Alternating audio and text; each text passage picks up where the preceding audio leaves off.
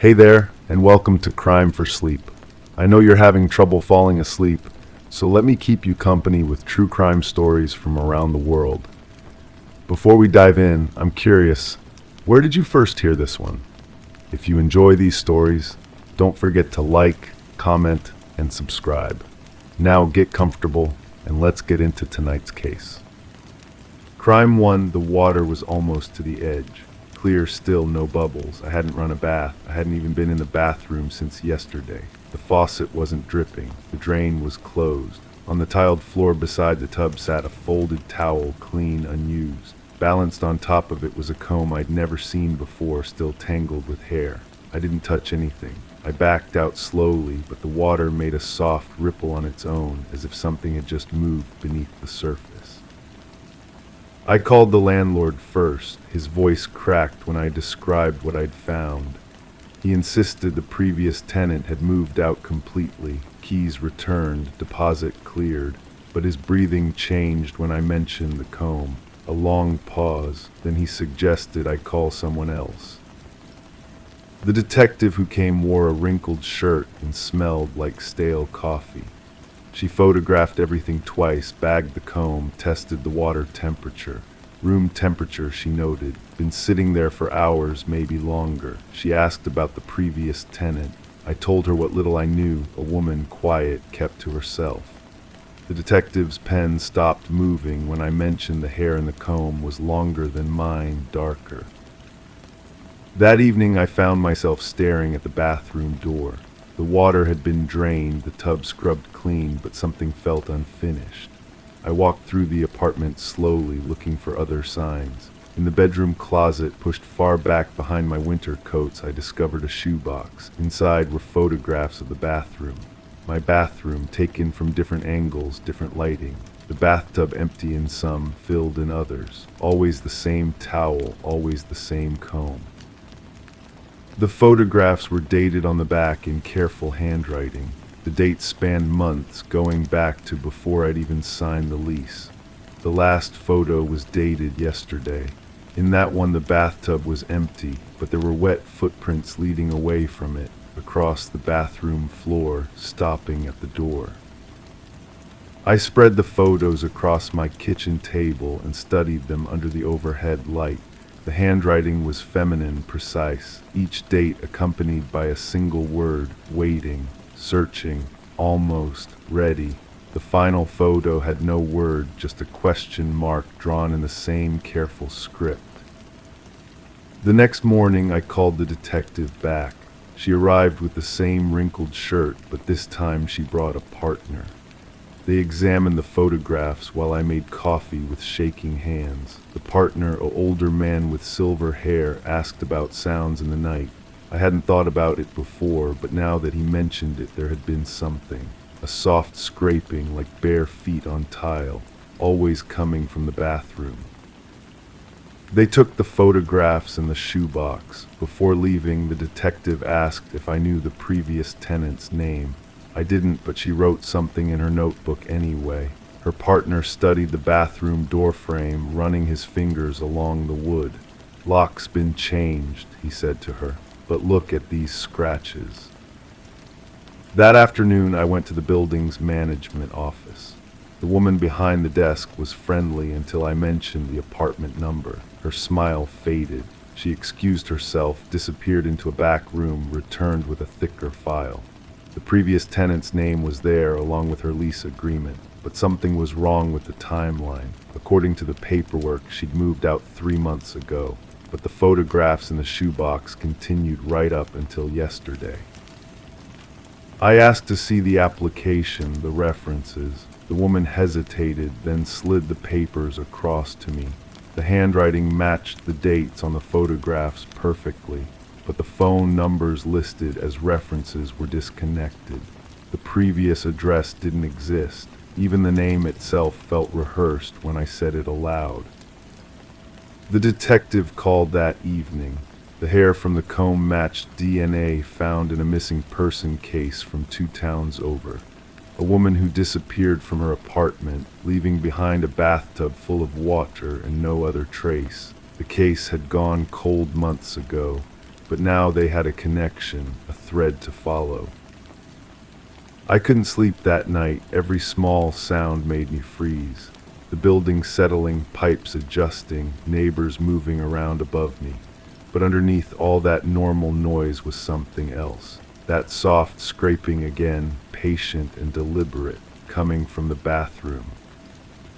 In the morning, I found wet footprints on the hallway carpet outside my door. Small feet, narrow, they led to the stairs and then disappeared. The building's security cameras showed nothing unusual, but when I watched the footage myself, I noticed something the police had missed. In one frame, lasting less than a second, there was a reflection in the lobby mirror. A figure by the mailboxes, too blurry to make out clearly, but definitely there. The detective called again.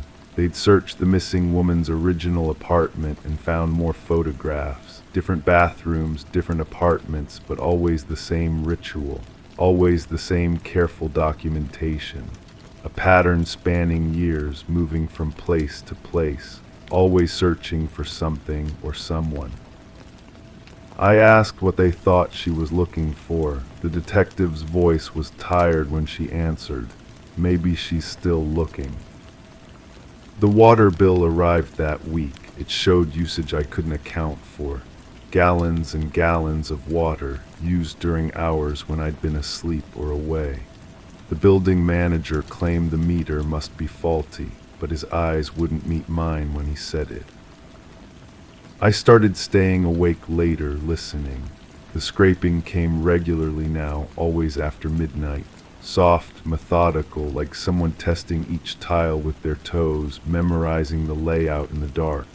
I never turned on the lights. I never got up to look. Some truths are too heavy to carry. The detective stopped calling. When I tried to reach her, I was told she'd been reassigned. Her partner had retired early. The case file, they said, had been archived pending new evidence, but I knew there would be no new evidence. Some stories don't end with arrests or trials. Last night I found a new photograph slipped under my door. It showed my bathroom taken recently. The bathtub was empty, but there was something written in the condensation on the mirror behind it. 2 words carefully traced, "Found you." I packed a bag this morning, but as I reached for the door handle, I wondered if running would make any difference. How many apartments had she visited before mine? How many bathtubs had she filled, waiting for the right person to find them? The water is running in the bathroom now. I can hear it from here, steady and patient. The tub will be full soon, and then there will be that familiar ripple on the surface, as if something has just moved beneath. I know I should leave. I know I should call someone. But part of me needs to understand what she's been searching for all these years. What truth hides beneath that still, clear water? What she's been trying to tell someone, anyone, who might finally listen. The bathroom door is opening on its own now. Steam drifts into the hallway, carrying with it the scent of clean water and something else. Something like hope mixed with desperation. I think I'm about to find out what she's been waiting for. Crime 2, it hit me as soon as I opened the door. Damp, earthy, like fresh soil overturned with a shovel. This closet only holds coats, nothing else. But now everything inside smelled like it had been buried and dug up. I reached for a sleeve and touched something gritty. I pulled the coat out. It was heavy, lined with mud. In the back corner of the closet, I found a small mound of dirt with a single stick poking out, standing upright like a marker. My wife had been acting strange for weeks. She'd come home with dirt under her fingernails, claiming she'd been gardening. But we don't have a garden, just concrete and a few potted plants that barely survive. When I asked her about it, she'd wash her hands immediately, scrubbing them raw with soap that smelled like bleach. I started paying attention to the small things. Her shoes, always muddy now, left by the door in a neat line. The way she'd shower as soon as she came home, the water running longer than usual. The sound of her crying in the bathroom, muffled by the running faucet. She thought I couldn't hear her, but sound travels in our small apartment. The stick in the closet was carved. Someone had taken time to whittle it smooth, to make small notches along its length. I counted them, 7 marks, 7 deep, deliberate cuts. My hands trembled as I held it, feeling its weight, wondering who had made it and why it was here, hidden among our winter coats. I found the shovel 3 days later. It was in the basement storage unit, wrapped in an old tarp that reeked of the same earthy smell. The blade was caked with dried mud, but underneath the dirt I could see scratches. Fresh scratches, like it had been used recently, repeatedly, on something harder than soil. She came home that evening with her hair pulled back, strands escaping and clinging to her neck with sweat. Her clothes were clean, but I could smell it on her skin, that same damp earth smell that had invaded our closet. She kissed my cheek and went straight to the shower. I heard her crying again, harder this time, the sound echoing off the bathroom tiles. I called her sister, asked casual questions about recent family events, anything unusual. Her voice got quiet when I mentioned my wife's behavior. She told me about the calls she'd been receiving. Strange calls in the middle of the night, my wife whispering about forgiveness, about things that couldn't be undone. Her sister thought it was work stress, but now she wasn't sure. The next morning I followed her. She drove to the edge of town, to a patch of wooded land where developers had abandoned their plans. She parked and walked into the trees, carrying a canvas bag that sagged with weight. I watched from a distance as she knelt beside a small clearing, her hands working at something in the ground. When she left, I walked to the spot. The earth was disturbed, recently turned. 6 small mounds, each marked with a stick like the one I'd found in our closet. The 7th mound was fresh, the soil still dark with moisture. I knelt and touched the ground, feeling the soft give of recently dug earth. My phone buzzed, a text from her. I love you. Some things can't be explained, only forgiven. I sat in the dirt for a long time, staring at the 7 markers, each one carefully placed, each mound the same size. Too small for a person, too large for the usual things people bury in their backyards. The silence of the woods pressed against me, broken only by the sound of my own breathing and the distant hum of traffic. That evening she cooked dinner like nothing had happened. We ate in silence, the smell of garlic and herbs failing to mask the faint odor of earth that seemed to cling to everything now. She reached across the table and touched my hand. Her fingers were cold, and I could feel the roughness of recently healed cuts on her palms. I've been thinking about getting a dog, she said, her voice steady but her eyes avoiding mine. Something small, good company. I nodded, knowing we both understood what she meant. 7 markers in the woods, 7 small graves, 7 companions that would never come home again. The closet still smells like soil. I've washed the coats, scrubbed the walls, even replaced the wooden shelves. But the smell remains, seeping from somewhere deeper, somewhere I can't reach. Sometimes I catch her standing in front of the open closet door, just breathing in that earthy scent like it's a memory she can't let go of. I haven't confronted her, haven't called the authorities, haven't done anything but watch and wait and wonder how long I've been living with someone I don't really know. The stick with 7 notches sits in my desk drawer now, hidden beneath old bills and forgotten receipts. Sometimes I take it out and run my fingers along the carved marks, each one a small life that trusted the wrong person. She still comes home with dirt under her fingernails, still takes those long showers, still cries when she thinks I can't hear her. And I still love her, even knowing what I know, even smelling that earth scent that follows her everywhere like a shadow. The 8th marker appeared in the woods yesterday. I didn't follow her this time. I didn't need to. I just sat in our kitchen, listening to the sound of her car pulling into the driveway, the slam of the door, the familiar pattern of her footsteps on the stairs. She came home and kissed my cheek, and I smelled it again, that damp, earthy smell that means another small life has ended. Tonight she's sleeping peacefully beside me. Her breathing is even, calm. Sometimes she murmurs in her sleep, words I can't quite make out, but that sound like apologies. I lie awake, staring at the ceiling, wondering if she dreams about the woods, about the 8 markers standing in their neat row, about the small bodies sleeping in the dark earth below. I wonder if she dreams about me. Crime 3, I never finished the laundry. There's always something left in the basket. But this morning it was completely empty, no shirts, no socks, not even the towel I used last night. All folded and put away, except I didn't do it. And when I checked the drawers, everything smelled different, not like detergent, something sweeter like cologne, something unfamiliar. One of the shirts wasn't mine. The fabric felt wrong between my fingers, cotton blend but heavier than what I usually buy.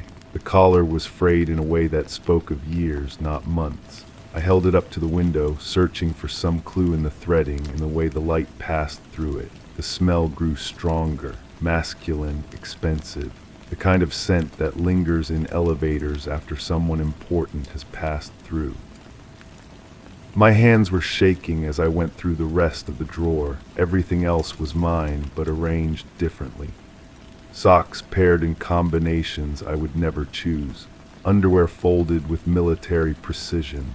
Someone had been here. Someone had touched my things, reorganized my life, left a piece of themselves behind. I called the building manager first. Standard procedure, I told myself. Maybe maintenance had come in for something urgent. But she laughed, that nervous laugh people make when they think you're being paranoid. No work orders, she said. No one had been given access to my unit. The locks hadn't been changed. The security cameras showed nothing unusual. Just me, coming and going alone as always. But the shirt remained, physical evidence that my world had been invaded. I started making lists. Who had keys? Who knew my schedule? The questions multiplied faster than the answers. My ex-girlfriend had returned her key months ago. My sister lived across the country. The landlord claimed no one else had access, yet someone had stood in my bedroom, handling my clothes, breathing my air. The cologne scent faded over the following days, but the shirt remained folded in my drawer. I couldn't bring myself to wash it or throw it away. It had become evidence of something I couldn't name. Each morning I would check if it was still there, and each morning it was exactly where I had left it. Then I found the notebook. Tucked behind my coffee maker, spiral-bound and filled with handwriting I didn't recognize, pages of observations about my daily routine, what time I left for work, which grocery store I preferred, how long my evening runs typically lasted. The handwriting was careful, deliberate. Someone had been watching me for weeks, maybe months. The entries were dated, but in a code I couldn't decipher. Numbers and letters that meant something to whoever wrote them, but appeared random to me. Some pages had small sketches, floor plans of my apartment, rough drawings of my car, even a detailed map of my usual jogging route through the park. My skin prickled as I read deeper. The observer knew things about me that even close friends wouldn't notice. That I always double-locked the front door but forgot about the chain. That I left the kitchen window cracked open during summer evenings. That I kept a spare house key under the fake rock near the back entrance. I flipped to the most recent entries. The handwriting became more urgent, less controlled. Phrases like access confirmed and subject unaware appeared repeatedly. On the final page, just 2 words, phase 2. Sleep became impossible. Every sound in the building made me freeze, listening for footsteps that didn't belong. I changed the locks, installed a security camera, checked the windows obsessively, but the feeling of being watched never left. It had seeped into my bones, changed the way I moved through my own space. I brought the notebook to the police. The detective was polite but skeptical. No crime had actually been committed, he explained. Breaking and entering required proof of forced entry. Stalking required evidence of direct contact or threats. The notebook could have been planted by anyone for any reason. Without fingerprints or witnesses, there was little they could do. But I knew someone was still out there, still watching, still planning whatever phase 2 meant. I hired a private investigator, a woman with tired eyes who specialized in cases the police wouldn't touch. She examined the notebook, the shirt, the rearranged drawer. Her expression grew more serious as I explained the timeline of events. She asked questions I hadn't thought of. Had I noticed anyone new in my neighborhood, any changes in my daily routine that might have triggered this behavior? That's when I remembered the funeral. 3 months ago, I had attended the service for an elderly neighbor I barely knew. She had lived in the building for decades, and the landlord thought it would be nice if some of the other tenants showed their respects. I had signed the guest book, made small talk with relatives I had never met, listened to stories about a woman whose name I had learned only after her death. The investigator made notes as I spoke. She seemed particularly interested in the guest book, in who else might have been there. Who else might have learned my name, my connection to the building, my apartment number. We never found the guest book. The funeral home claimed it had been given to the family, but the family members I managed to contact said they had never received it. Another dead end in a case that seemed designed to frustrate any attempt at resolution. Weeks passed without incident. I began to wonder if whoever had been watching me had moved on to other targets, other interests. The security camera recorded nothing but my own comings and goings. The new locks remained secure. The shirt in my drawer began to feel less like evidence and more like a reminder of my own paranoia. Then I smelled the cologne again. Not in my apartment this time, but in the hallway outside my door, faint but unmistakable. The same expensive scent that had permeated my clothes. I followed it to the stairwell, down 2 flights, through the lobby and out into the street. But by then it had dissipated, leaving only the ordinary smells of exhaust and rain. I called the investigator, but she had moved on to other cases. The police were no longer interested in my theories. My friends had grown tired of my constant vigilance, my need to check locks and windows, my reluctance to discuss anything but my invisible stalker.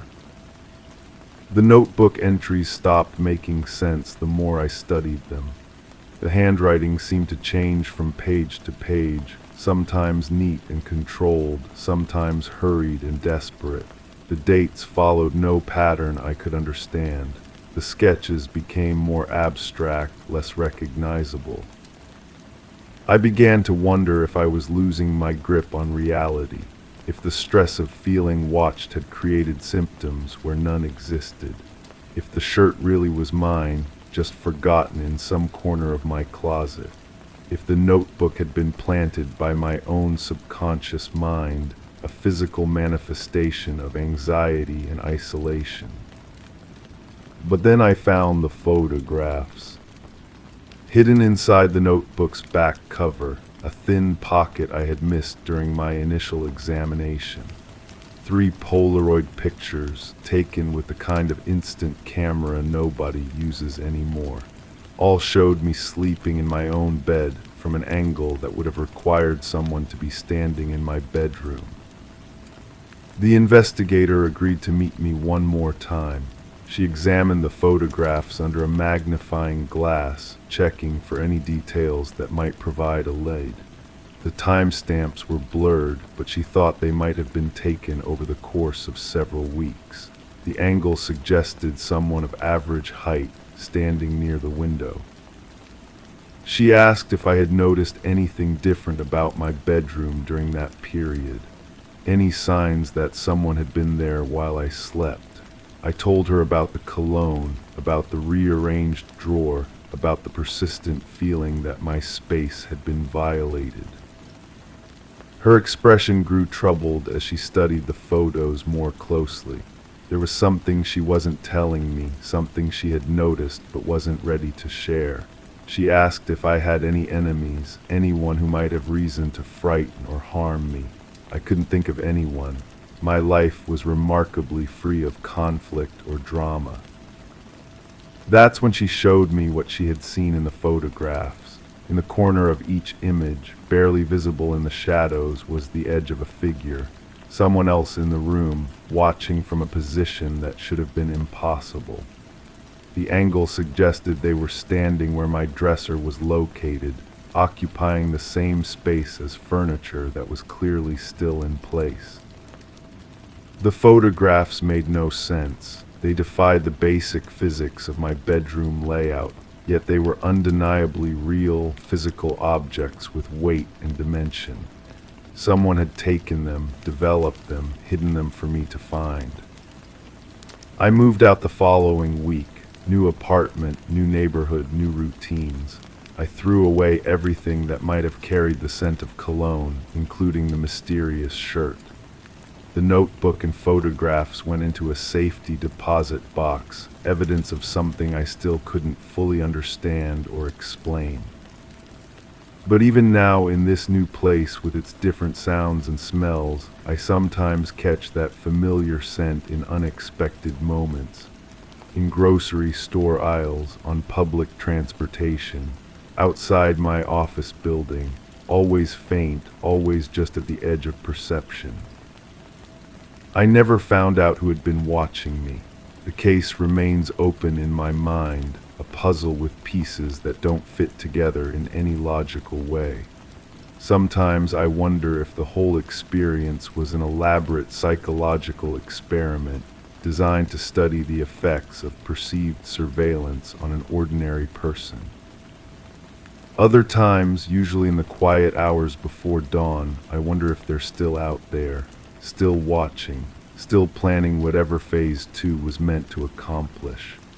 The photographs suggest capabilities that extend beyond normal stalking behavior into territory that challenges everything I thought I knew about privacy and security. The empty laundry basket was just the beginning. What followed changed not just how I think about safety, but how I understand the nature of observation itself. Someone out there knows things about me that I don't know about myself, and somewhere in a notebook I'll never see, they're probably still taking notes. Crime 4, I was rinsing dishes when I noticed the sink was different.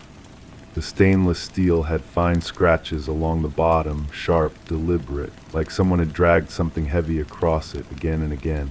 I leaned closer. They weren't random lines. They curved slightly, repeating a single shape. I followed one with my finger. It was a spiral. And just above the drain, scratched deeper than the rest, was a symbol I didn't recognize. I stopped using the sink.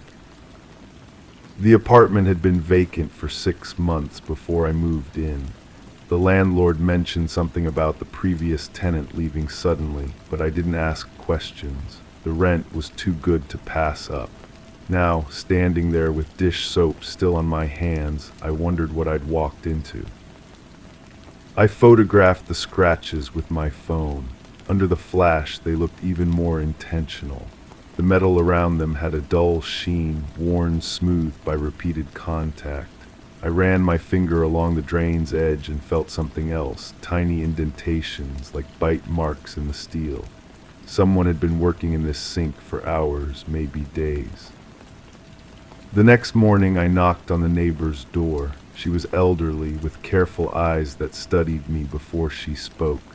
She remembered the previous tenant, a quiet woman who worked strange hours. Never caused trouble, she said, but there were sounds. Scraping sounds that came through the walls late at night, always from the kitchen. I asked what kind of sounds. She demonstrated by dragging her fingernail across her wooden door frame. The sound made my teeth ache. Back in my apartment, I examined the kitchen more carefully. The scratches weren't limited to the sink. Under the cabinet, I found similar marks on the floor tiles. They led from the sink to a spot near the window where the linoleum had been replaced. The new section was slightly different in color, almost imperceptible unless you were looking for it. I called the landlord. He was defensive immediately, asking why I was bothering him about cosmetic damage. When I mentioned the scratches, his voice changed. He said the previous tenant had been conducting art projects, metal work he claimed. She'd paid a deposit to cover any damage. But art projects don't explain the smell I'd started noticing. It was faint, metallic, lingering beneath the scent of cleaning products. It was strongest near the sink, but also by the window where the floor had been repaired. I bought an industrial fan and kept it running constantly. The woman at the hardware store recognized the photos of the scratches. She'd seen similar marks before, she said, but wouldn't elaborate. When I pressed her, she mentioned that certain tools leave distinctive patterns. Tools used for processing, she called it. Her hands shook slightly as she handed me my receipt. I started having trouble sleeping. The apartment felt different after dark, like it was holding its breath. I found myself avoiding the kitchen, eating takeout, drinking bottled water. But curiosity is a disease, and I was already infected. The police records took 3 weeks to obtain. The previous tenant's name was redacted, but the report was clear enough. A wellness check had been requested by her employer when she failed to show up for work. The officers found the apartment empty, with signs of hasty departure. No foul play was suspected, but several items were noted as evidence, including what they described as metallic residue found in a kitchen sink.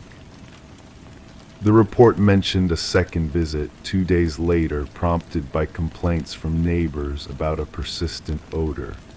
By then, the apartment had been professionally cleaned. The landlord had been cooperative, they noted, perhaps too cooperative. I met with the officer who'd written the report. He was retired now, working security at a shopping center. He remembered the case because it bothered him. The apartment had been too clean, he said. Nobody moves out that thoroughly. Every personal item gone, every surface scrubbed, but the smell remained. What kind of smell? I asked.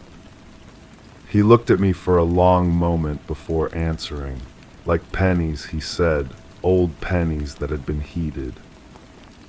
The scratches in my sink had grown more pronounced. I noticed new ones appearing, faint lines that caught the light differently. I wasn't making them. I barely used the kitchen anymore, but something was still working on that steel, wearing it down grain by grain. I found the previous tenant's social media profiles through old utility records. Her last post was 8 months ago, a photo of her hands covered in what looked like red clay. The caption read, "Some projects choose you." The comments were disabled, but I could see the date. It was posted 2 days before she disappeared. The trail led me to a storage unit across town. The facility's records showed she'd rented it for 3 years, paying annually in cash. The unit had been abandoned when she failed to renew. The contents had been disposed of, but the manager remembered them. Metal tools, he said, lots of metal tools, and containers, sealed containers that had left stains on the concrete floor. I asked what kind of stains. He wouldn't meet my eyes when he answered. Dark stains, he said, the kind that don't wash out. The building's maintenance logs revealed something else. During her tenancy, there had been multiple complaints about the plumbing. The kitchen sink specifically. It kept backing up, they noted. Hair and other organic matter were clogging the pipes. The building had replaced the entire drainage system twice in her final year. I was tracing the scratches with my finger when I felt it, a slight vibration in the metal, like an echo of old movements, old work. The sink remembered what had been done to it. The steel held the memory of whatever had been processed here, night after night, while the neighbors listened to the scraping sounds through the walls. The woman at the morgue wouldn't talk on the phone, but she agreed to meet me after her shift. She worked the night intake, she said, and she'd seen the previous tenant's case files through interdepartmental memos. There had been questions about missing persons reports that aligned with the time frame. People who disappeared without explanation, leaving behind only digital footprints and concerned relatives. But investigations cost money, she said, and without bodies there's no case to pursue. I asked if she thought the scratches in my sink were connected. She studied the photos I'd brought for a long time before answering. Those marks, she said, were made by something being pulled through the metal, something that fought back, something that left traces in the steel that no amount of cleaning could erase. The apartment feels different now. The scratches continue to appear, faint but persistent. The smell grows stronger during humid weather, and sometimes when the building settles at night, I hear it, the sound of metal against metal, patient and methodical, coming from the kitchen. I should move, I should report what I've found, but part of me needs to understand what happened here, what the previous tenant was doing in those final months before she disappeared. The sink holds the answers, carved into its surface like a confession written in steel. I just need to learn how to read it. The landlord called yesterday. He's selling the building, he said. New owners want to renovate all the units. They'll be replacing the kitchens completely. The sinks, the pipes, the floors, everything will be stripped out and disposed of. I told him I wasn't ready to move. He said it didn't matter, the work starts next week. But I'm not leaving, not yet, because I've figured out what the symbol means, the one scratched deeper than the rest above the drain. It's not random, it's a signature. And if I'm right about what happened in this kitchen, then somewhere in this building are the answers to questions that were never asked. The scratches are spreading. They're following the same pattern, the same spirals, moving outward from the drain like ripples in steel. Soon they'll cover the entire surface. Soon the sink will tell its complete story. I just hope I'm ready to hear it. Crime 5, only a few inches, just enough to notice.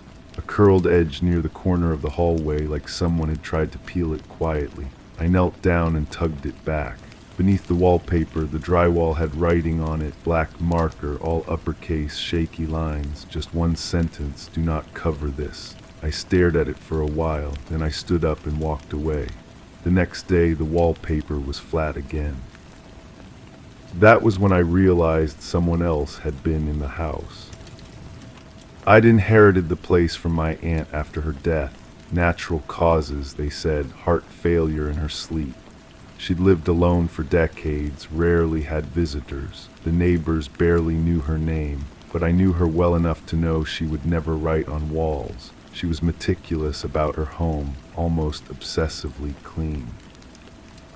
The wallpaper bothered me, not just the message, but how perfectly it had been smoothed back down. No wrinkles, no air bubbles, professional work. I ran my fingers along the wall, feeling for other loose spots. There were none, just that one corner, and now it was sealed tight again. I started checking the house more carefully. The spare bedroom had new locks on the inside of the door, heavy deadbolts that hadn't been there during my last visit months earlier. The kind you install when you're trying to keep someone out, or maybe keep someone in. The wood around the doorframe showed fresh scratches, like the locks had been used frequently. In the basement, I found boxes I'd never seen before. File folders filled with newspaper clippings all about missing persons cases. not local ones, but from all over the country. Each clipping was carefully cut out and dated in my aunt's handwriting. Some went back years. At the bottom of one box, wrapped in plastic, was a collection of driver's licenses. None of them belonged to my aunt. The smell hit me then, faint but unmistakable, rising from the basement floor, sweet and chemical, like cleaning products mixed with something organic. I followed it to a section of concrete that looked newer than the rest, a rough patch about 6 feet long and 3 feet wide. The surface was uneven, as if it had been poured by someone who didn't know what they were doing. I called the police. They came with their equipment, their questions, their polite skepticism. The detective had tired eyes and a way of looking at me that made me feel like I was the one being investigated. He took notes while I explained about the wallpaper, the locks, the smell. His pen moved slowly across the paper, and I could tell he thought I was either lying or crazy. They found nothing in the basement. The concrete was solid, they said, no evidence of disturbance. The smell was probably just old pipes or a minor gas leak. The driver's licenses turned out to be expired ones my aunt had collected over the years, perfectly legal to keep. The newspaper clippings were just a hobby, they suggested. Some people collect stamps, some collect true crime stories. But they couldn't explain the wallpaper message. I stayed in the house for weeks, watching, waiting. The wallpaper never moved again, but other things did. Kitchen cabinets I'd left open would be closed in the morning. Books I'd placed on tables would be back on their shelves. The thermostat would be adjusted to exactly 72 degrees, even though I never touched it. I installed cameras, cheap ones from the hardware store, nothing fancy. I hid them in corners, behind picture frames, inside fake plants. For 3 days they recorded nothing unusual. Just me moving through the house like a ghost, checking locks, staring at walls.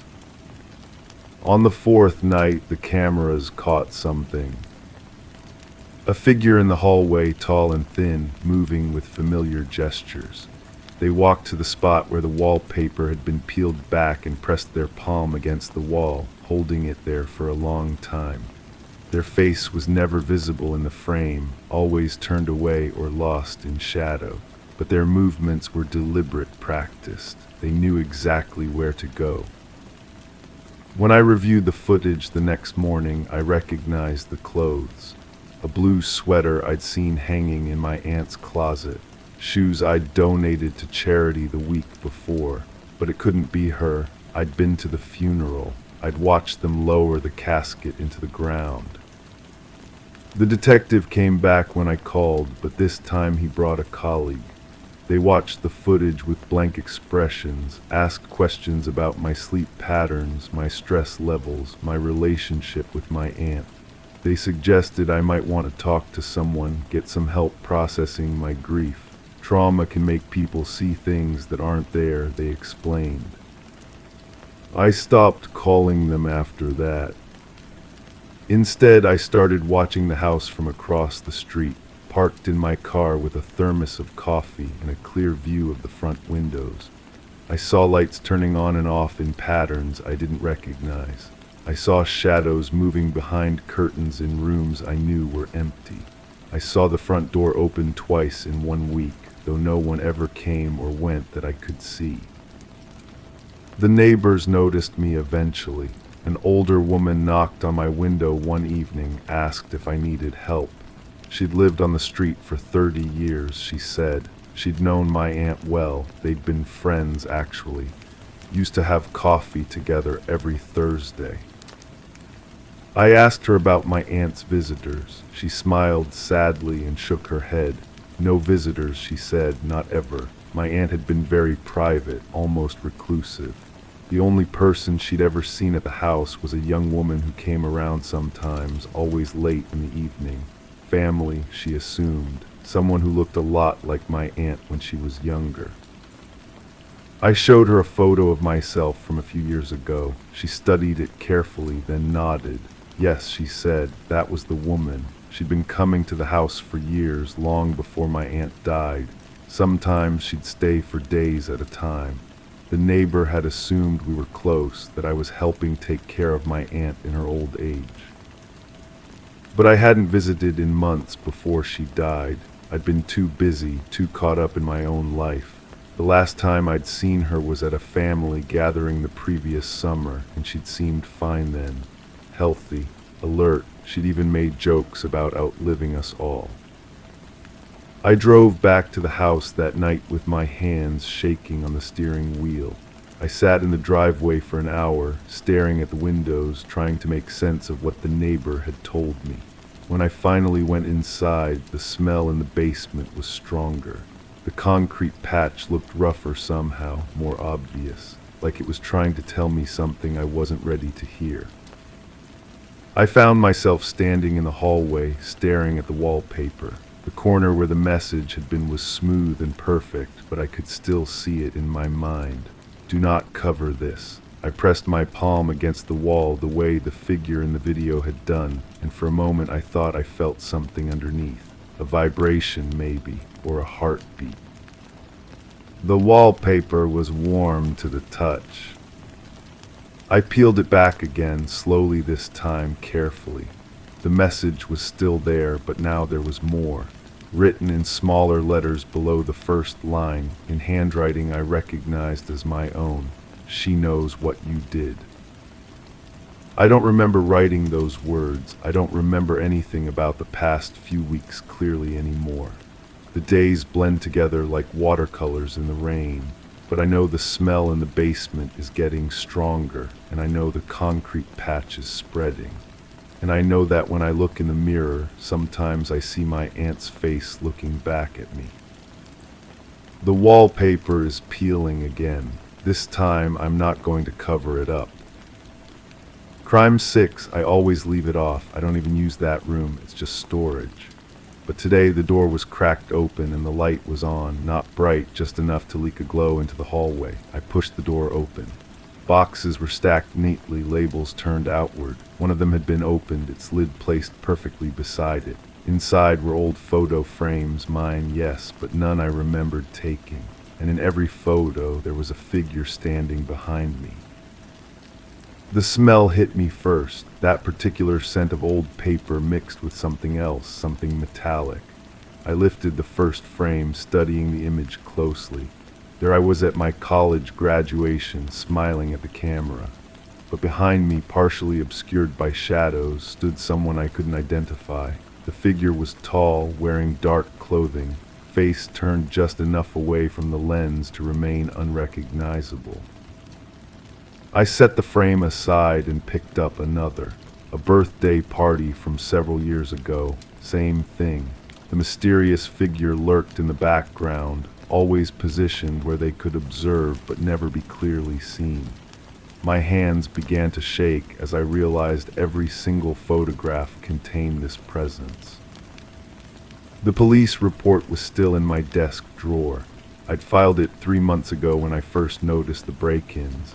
Nothing stolen, they'd said. No signs of forced entry. Just small things moved around, doors left ajar, lights switched on in rooms I rarely entered. The detective assigned to my case had that look in his eyes, the one that said he thought I was losing my mind. But holding these photographs, I knew someone had been watching me for years. Someone patient enough to follow me to events, careful enough to stay hidden, bold enough to develop these pictures and place them in my own storage room. I called the detective back. His voice carried that same skeptical tone when I explained about the photographs. He agreed to come over, though I could hear him sigh through the phone. While waiting, I examined each image more carefully. The figure appeared in photos spanning nearly a decade. Graduations, family gatherings, work events, casual outings with friends. Always there, always watching, always just out of focus. The metallic smell grew stronger as I moved deeper into the storage room. In the far corner, behind a stack of old books, I found a small digital recorder. It was still warm. Someone had been here recently, possibly while I was at work. My finger hesitated over the play button. The recording started with silence, then my own voice discussing weekend plans with a coworker. This conversation had happened yesterday in my kitchen. Whoever was recording had been inside my house, close enough to capture clear audio. The recording continued for over an hour, documenting my daily routine with unsettling precision. When the detective arrived, he handled the photographs with latex gloves, his expression more serious now. He bagged the recorder as evidence and asked me to walk through the house, noting anything else that seemed out of place. In my bedroom, we discovered a small hole drilled through the wall behind my dresser. Someone had been watching me sleep. The investigation moved quickly after that. They dusted for prints, collected DNA samples from areas where the intruder might have touched surfaces, but the results came back clean. Whoever had been stalking me was careful, methodical, possibly experienced. I started staying with friends, afraid to return home alone. The detective kept me updated on their progress, but leads were scarce. They'd analyzed the photographs, trying to enhance the image of the figure, but digital enhancement only revealed more shadows. The person knew how to avoid cameras, how to position themselves to remain anonymous. 3 weeks into the investigation, they found additional recording equipment hidden throughout my house. Devices so small and well concealed that I'd lived with them for months without knowing. The recordings went back almost 2 years. Someone had documented my conversations, my phone calls, my private moments with methodical precision. But something bothered me about the timeline.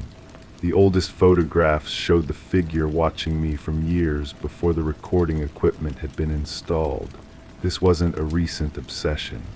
Someone had been following me, studying me, learning my patterns for much longer than anyone initially realized. I found myself studying the faces of everyone around me differently. Coworkers, neighbors, people I passed on the street. The figure in the photographs could be anyone. Someone I interacted with regularly, someone who knew my schedule, someone who gained access to my social circles over the years. The detective showed me enhanced versions of the photographs.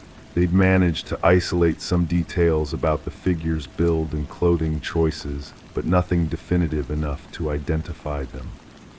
The person was tall, probably male, careful to wear generic clothing that wouldn't stand out in any crowd. Then I remembered something that made my blood run cold. My ex-partner from college had always been interested in photography. They'd taken pictures at many of the events where the mysterious figure appeared. When we broke up, they'd kept all the photos, claiming they wanted the memories. I thought it was sweet at the time. I called the detective immediately. Within hours, they'd obtained a warrant to search my ex-partner's residence. What they found there changed everything. Hundreds more photographs, detailed notes about my daily routine, copies of my house keys, and floor plans of my home drawn with architectural precision. But when they arrived to make the arrest, the house was empty. My ex-partner had vanished, leaving behind only the evidence of years of obsessive surveillance. The neighbors said they'd moved out suddenly, claiming a job transfer. No forwarding address, no contact information, no trace of where they might have gone. I'm back in my house now, but nothing feels the same. I've changed all the locks, installed security cameras, even moved my bedroom to a different room.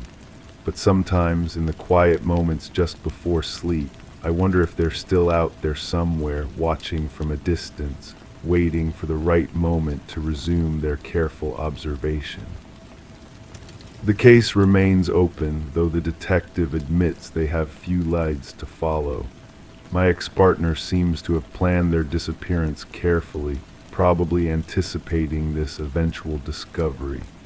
They're somewhere out there, possibly watching someone else now, possibly still thinking about me. Sometimes I catch myself looking over my shoulder, scanning crowds for familiar faces, checking my periphery for figures that seem to linger too long. The photographs are locked away as evidence, but I can't forget those shadowy images. Someone spent years of their life documenting mine, and I never knew. The most disturbing part isn't what they did, but what they might still be doing. Are there other victims, other people living their lives unaware that someone is carefully documenting their every move? The thought keeps me awake at night, staring at my new security monitors, wondering if true safety is just an illusion we tell ourselves. I still don't use that storage room. The light switch remains off, the door stays closed. But sometimes when I walk past it in the hallway, I remember that metallic smell and the feeling of discovering that someone had been watching me for years without my knowledge. It's a violation that goes deeper than theft or vandalism. Someone stole pieces of my life, moment by moment, photograph by photograph. And they're still out there somewhere, with all those stolen moments locked away in their memory. Crime 7, I keep one chair near the kitchen table, pushed in. Always, it's just me here. But when I walked in, it was a few inches back, turned slightly toward the hallway. The legs had left marks in the floor, long curved lines like it had been dragged slowly. I pushed it back into place. A few hours later, I passed by again. It was out, further this time, as if something had been sitting there watching the doorway. That was the beginning. The chair incident happened 3 weeks before I found the case files scattered across my desk, documents I'd never seen before mixed with my own notes. Police reports, witness statements, photographs of a house that looked disturbingly familiar. The address was redacted, but the kitchen layout matched mine exactly. Same tile pattern, same cabinet handles, same view through the window. I called the detective whose name appeared on the reports. He sounded surprised to hear from me, almost wary. When I mentioned the files, there was a long pause. He asked me to describe what I'd found. As I read the witness statements aloud, his breathing became labored. One statement described a woman who lived alone, who complained about furniture moving in her kitchen. Another mentioned strange scratches on hardwood floors, marks that appeared overnight. The detective agreed to meet me. He arrived carrying a manila envelope, his hands shaking slightly as he placed it on my counter. Inside were photographs of crime scenes, all featuring kitchens with single chairs pulled back from tables. The scratches in the floor were identical to mine. He explained that these cases spanned several months, all involving women who lived alone, all reporting the same phenomenon before disappearing. I studied the photos while he spoke. The faces of the missing women stared back at me from ID photos paperclipped to each file. Different hair colors, different ages, but something in their eyes was the same. A haunted quality, like they'd seen something they couldn't explain. The detective pointed to dates on the reports. The disappearances followed a pattern, always occurring exactly 4 weeks after the first chair incident. My throat tightened. 4 weeks. I counted back to my first encounter with the moved chair. 3 weeks had passed. The detective leaned forward, his voice dropping to a whisper. He told me about the suspect they'd been tracking, someone who studied the habits of women living alone. This person would enter homes through methods that left no trace, moving small objects to create psychological pressure. The chair was always the first sign. It was positioned to face the main entrance, as if the intruder wanted to sit and observe their target's daily routines. I walked him through my house, showing him every room, every window, every possible entry point. Everything appeared secure. Locks were intact, windows undisturbed, yet the evidence was undeniable. Someone had been inside multiple times. The detective examined the floor marks more closely, taking measurements, photographing the scratches from different angles. He asked about my daily routine. When did I leave for work? When did I return? Did I have any regular visitors? The questions made me realize how predictable my life had become. Same departure time, same route to work, same evening habits. Someone watching would have learned my patterns within days. That night I installed a small camera in the corner of the kitchen, angled to capture the table and chair. I couldn't sleep, checking the live feed on my phone every few minutes. The chair remained in place, pushed neatly under the table. But around 3 in the morning, I heard a sound that made my blood freeze, the slow scraping of wood against tile. I crept to the kitchen doorway and peered around the corner. The chair was moving, but I couldn't see who was pulling it. Only a shadow, barely visible in the dim light filtering through the windows. The chair stopped at the same position as before, angled toward the hallway where I stood. I held my breath, afraid to move, afraid to make any sound that might reveal my presence. The shadow remained still for what felt like hours. Then slowly it began to rise. The chair scraped against the floor as it was pushed back further. Footsteps moved across the kitchen, but they were coming from the wrong direction. Instead of heading toward the door or windows, they were moving toward me. I ran to my bedroom and locked the door, my hands shaking as I dialed the detective's number. He answered immediately, as if he'd been waiting for my call. I whispered what I'd seen, describing the shadow, the sounds, the approaching footsteps. He told me to stay on the line while he dispatched officers to my location. But when the police arrived, they found nothing. No signs of forced entry, no fingerprints, no evidence that anyone had been inside. The chair was back in its original position, pushed neatly under the table. The officers exchanged glances that suggested they'd heard this story before. They took my statement, but I could see the skepticism in their eyes. The detective stayed behind after the officers left. He sat in the chair, the same one that had been moving, and studied the room from that angle. He asked me to walk through my evening routine, to move around the house as I normally would. As I moved from room to room, he remained seated, watching, taking notes. When I returned to the kitchen, he was examining something on the floor near the chair legs. A small piece of fabric, dark blue, caught between the wood and the tile. He placed it in an evidence bag, but his expression was troubled. He recognized the material, he said. It matched fabric found at the other crime scenes. The next morning, I reviewed the camera footage from the night before. The timestamp showed continuous recording, but the crucial moments were missing. The file had a gap exactly during the time when I'd heard the chair moving. Someone had accessed the camera remotely and deleted the evidence. I called the detective again, but his phone went straight to voicemail. When I tried his office, they told me he'd taken emergency leave. No one could tell me when he'd return or how to reach him. I was on my own with a case that seemed to be unraveling faster than I could understand it. Days passed. I stopped sleeping in my bedroom, instead setting up a makeshift bed in the living room where I could see the kitchen entrance. The chair remained in place, but other small changes began appearing. A coffee cup moved from the counter to the sink. A book opened to a page I hadn't been reading. A window blind adjusted to a different angle.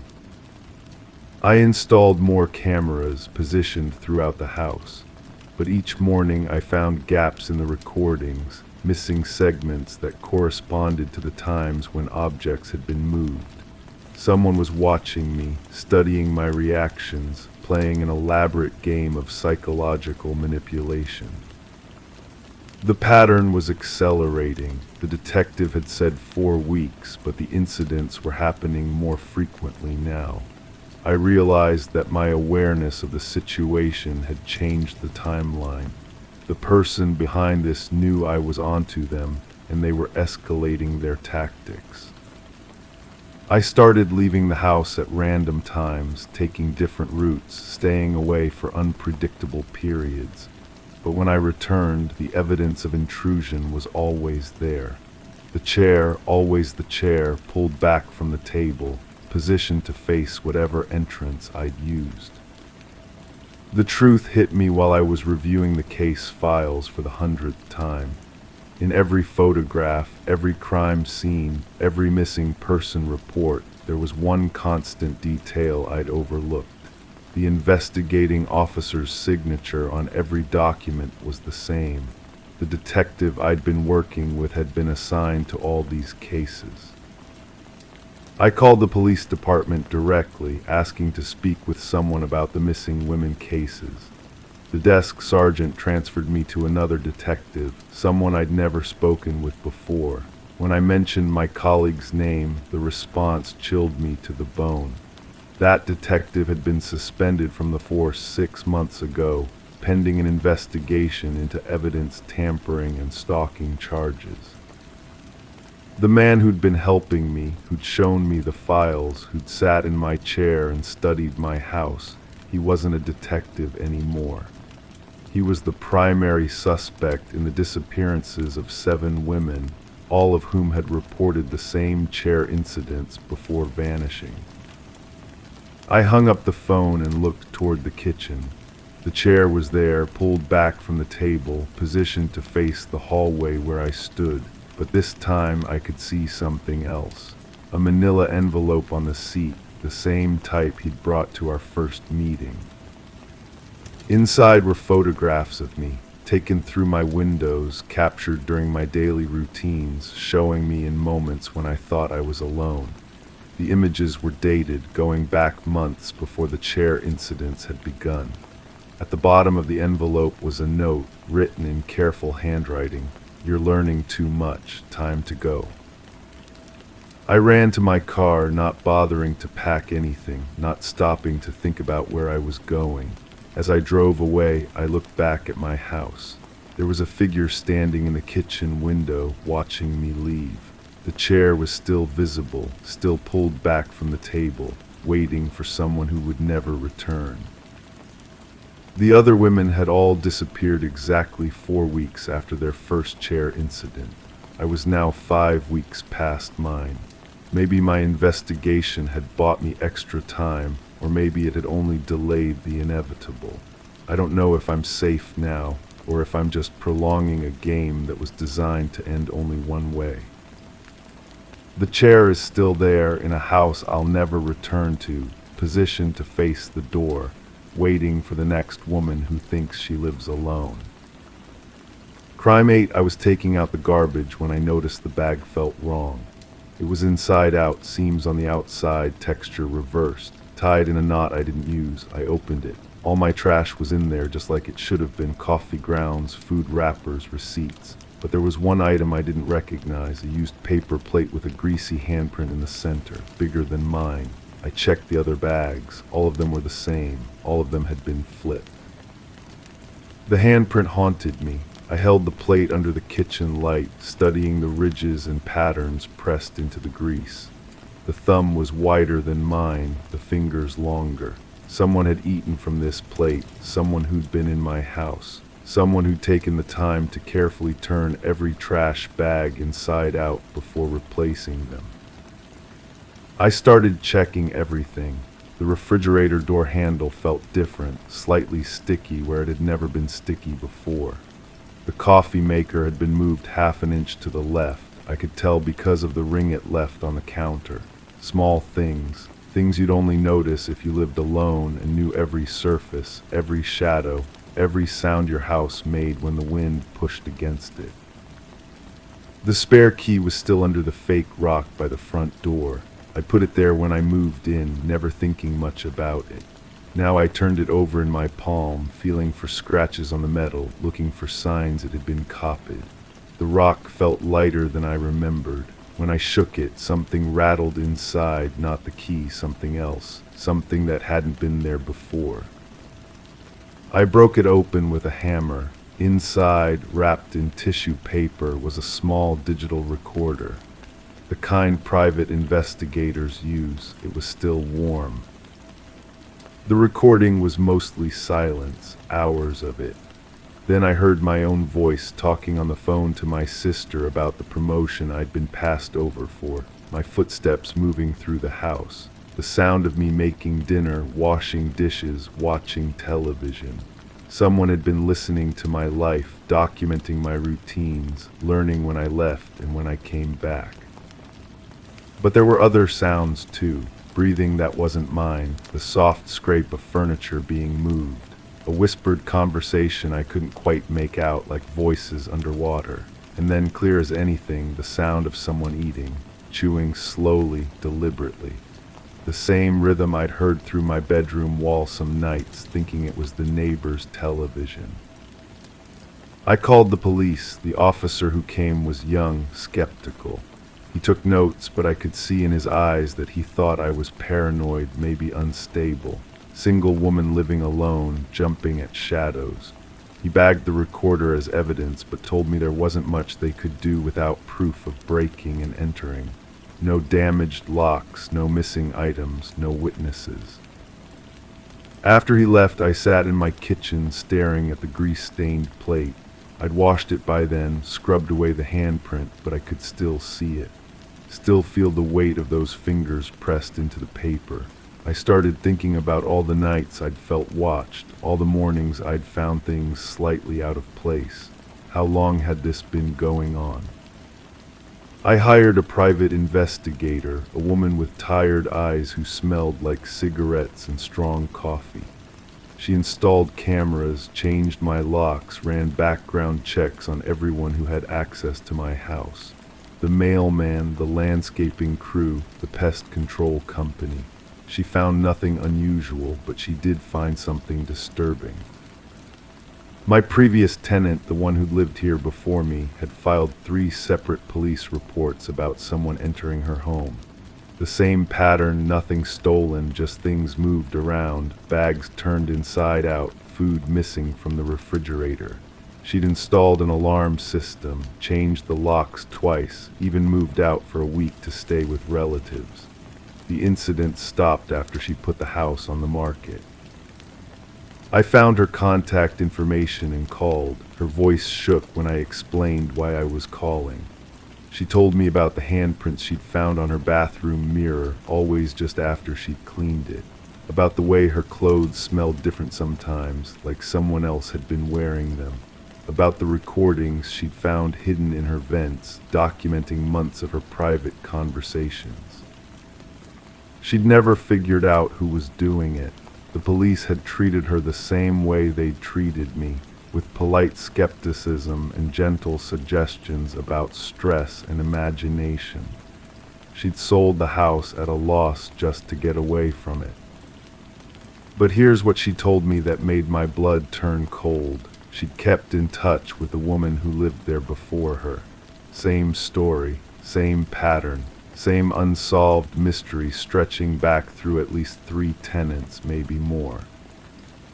I started digging into the history of my house. Built 15 years ago, it had changed hands 6 times. Each previous owner had lived there less than 2 years, all single women. All had sold quickly, often below market value. I found one more, a woman who lived here 5 years ago. When I called her, she wouldn't talk on the phone. She agreed to meet me at a coffee shop downtown. She was nervous, constantly looking over her shoulder. She told me about the photographs she'd found hidden in her basement ceiling, pictures of her sleeping, eating, showering. Pictures taken from inside her house. She'd never found out how someone had gotten in to take them. The police had questioned her neighbors, checked for signs of forced entry, interviewed repair workers and delivery people. Nothing. But she gave me something the others hadn't mentioned.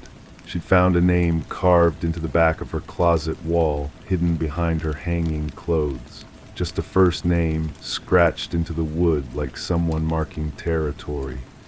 She wrote it on a napkin and slid it across the table. I went home and checked my closet. There it was in the same location, the same name. But underneath it, carved more recently, were 4 more names. The names of women who'd lived in my house, including mine. The investigator I'd hired found him 2 days later. a man who worked for the property management company that had overseen rentals in the neighborhood for the past decade. He had keys to dozens of houses, legitimate reasons to enter them for inspections and repairs. He'd been documenting the lives of single women, collecting their routines, their secrets, their most private moments. But when the police went to arrest him, he was gone. His apartment cleaned out, his job abandoned, his car found in a parking garage with the license plates removed. The investigation stalled. There wasn't enough evidence for a conviction even if they found him. The recordings could have been made by anyone. The photographs were too blurry to prove anything. The carved names could have been coincidence. I still live in that house. I've changed the locks 3 times, installed security cameras, sealed up every crack and crevice where someone might hide a recording device. But sometimes, when I'm taking out the garbage, I still find bags that have been turned inside out. Still find handprints on plates I don't remember using. The police tell me he's probably moved on, found a new hunting ground. The investigator thinks he might be dead or in prison for something else. But I know he's still out there, still watching, still collecting. Because last week I found something new in my trash. A photograph of me sleeping, taken from the foot of my bed, recent enough that I'm wearing pajamas I just bought. On the back, written in careful handwriting, was a single word, soon. I don't know what it means, I don't know when it will happen, but I know that somewhere out there, someone is still watching me, still learning my routines, still turning my trash bags inside out, leaving just enough evidence to let me know he was here. The police won't reopen the case without more evidence. The investigator says there's nothing more she can do. My friends think I should move, start over somewhere else, but I've learned something about predators. They don't give up easily. They're patient, they wait. And they follow.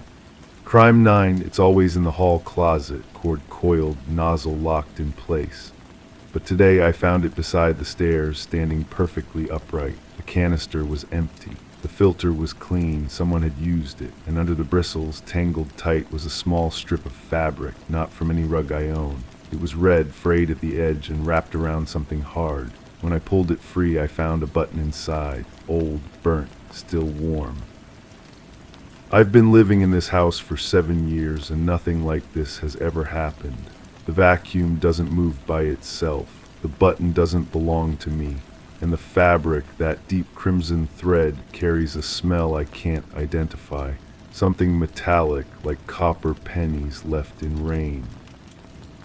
I should call the police, that's what any reasonable person would do. But I hesitate, staring at the button in my palm. It's carved bone, yellowed with age, with an intricate pattern of roses etched into its surface. The kind of button you'd find on an expensive coat, something handmade, something treasured. The burn marks along its edges tell a different story. My neighbor across the street has been acting strange lately. I've watched her from my kitchen window, watering plants that died weeks ago, checking her mailbox multiple times each day. She wears the same gray cardigan every morning, but I've never seen her in red. Still, there's something about the way she moves, always glancing toward my house, always pausing when she sees me looking back. I decide to search my own home first. Room by room, I examine every corner, every shadow. In the basement, I find fresh scratches on the concrete floor near the water heater. They form a pattern like something heavy was dragged across the surface. The scratches are deep, recent, and they lead to a section of wall that sounds hollow when I tap it. My hands shake as I press my ear against the cold concrete. There's a sound behind it, faint but distinct, a rhythmic tapping like fingers drumming against wood. I pull back, heart racing, and notice the wall is slightly discolored in a rectangular shape. Someone has been here. Someone has been in my basement. I check the door locks, the windows, the security system. Everything appears normal, but the vacuum was moved. The button was placed. The fabric was left behind. These aren't random events, they're messages. I call my sister, the one who sold me this house. She inherited it from our aunt, who lived here for 30 years before passing peacefully in her sleep, or so we were told. My sister's voice trembles when I describe the button, and she goes quiet for a long moment. "I need to tell you something," she whispers, "about the woman who lived here before our aunt. She disappeared one winter, left everything behind. Her coat was never found. The police searched everywhere, but they never found her coat." The red fabric feels heavier in my pocket now. I examine it again under the lamp, and I see what I missed before. It's not just any red fabric. It's wool, expensive wool, and there's a small tear where it was ripped away from something larger. A coat that someone was wearing when they burned. I return to the basement, this time with a crowbar. The hollow wall gives way easily, revealing a space behind it just large enough for a person to fit inside. The smell hits me immediately, that same metallic scent from the fabric, but stronger now, mixed with something else. Smoke, old smoke that's been trapped for years. Inside the space, I find a pile of ash and bone fragments. Not much, just enough to know what I'm looking at. And scattered among the remains, more buttons. Dozens of them, all carved bone, all burned around the edges, all from the same coat. My neighbor is standing in her front yard when I look out the window. She's not watering her dead plants anymore. She's just standing there staring at my house, and she's holding something in her hands. From this distance, I can't tell what it is, but it's red, deep red, like the fabric in my pocket. I call the police now, but when they arrive, they find nothing. The space behind the wall is empty. The scratches on the floor are gone. Even the button has vanished from my pocket. The officers look at me with polite concern, taking notes they'll never review, asking questions I can't answer. But I know what I saw, I know what I found, and I know that someone else knows I found it. The vacuum is back in the hall closet now, cord coiled, nozzle locked in place. But sometimes in the middle of the night I hear it running. The sound echoes through the house, a steady hum that stops the moment I get out of bed to investigate. And each morning I find a new button on my doorstep. Carved bone, yellowed with age, burned around the edges. My neighbor doesn't water her plants anymore. She doesn't check her mailbox. Her house sits empty, windows dark, and when I ask the other neighbors about her, they look at me strangely.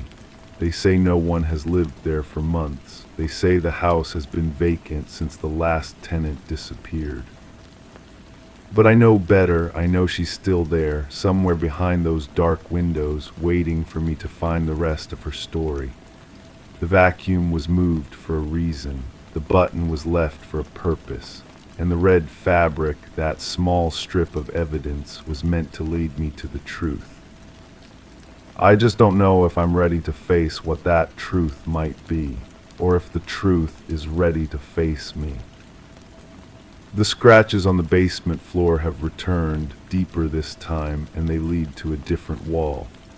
Behind it I can hear that same rhythmic tapping, but now it's louder, more insistent, like someone trying to get out, or like someone trying to get in.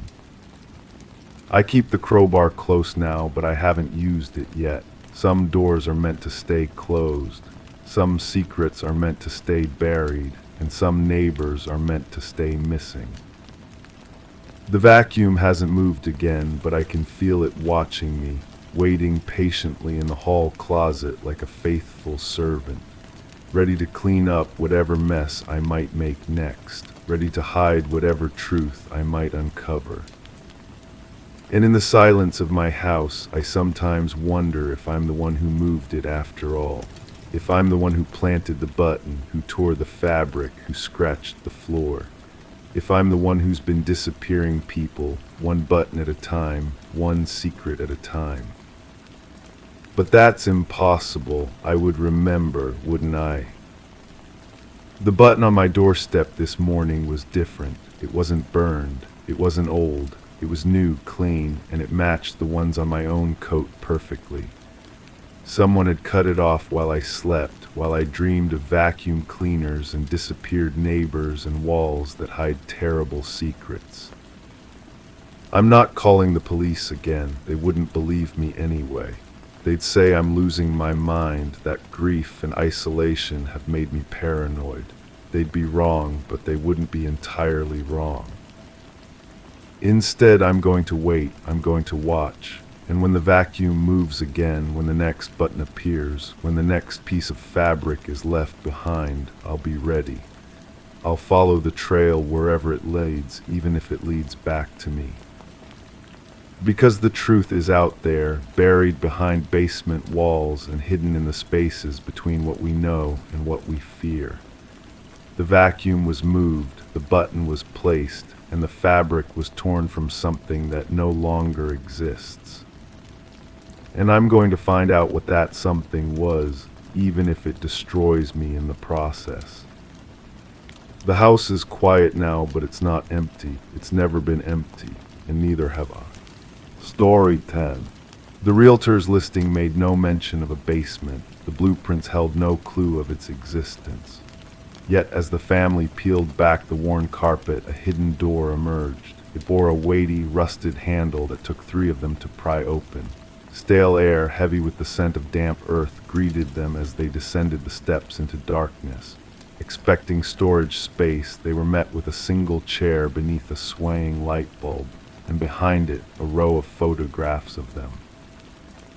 The Mercer family had settled into the suburban property during a bleak winter, where darkness enveloped early and leafless trees loomed against the cold sky.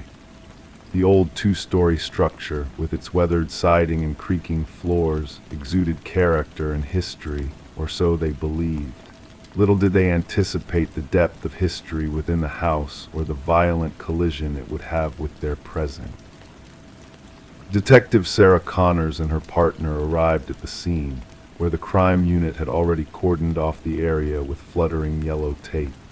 Mrs. Mercer's frantic call had led them here, describing the chilling discovery beneath their living room floor.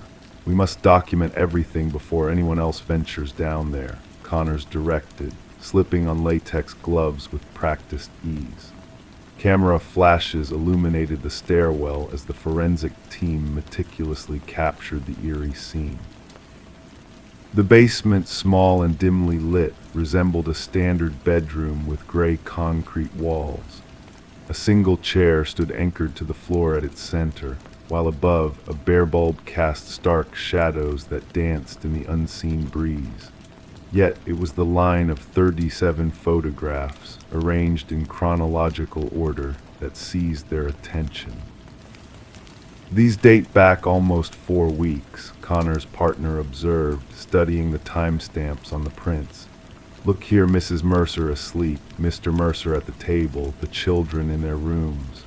The absence of forced entry, stolen items, or triggered alarms only deepened the mystery. Privacy had been invaded, safety shattered.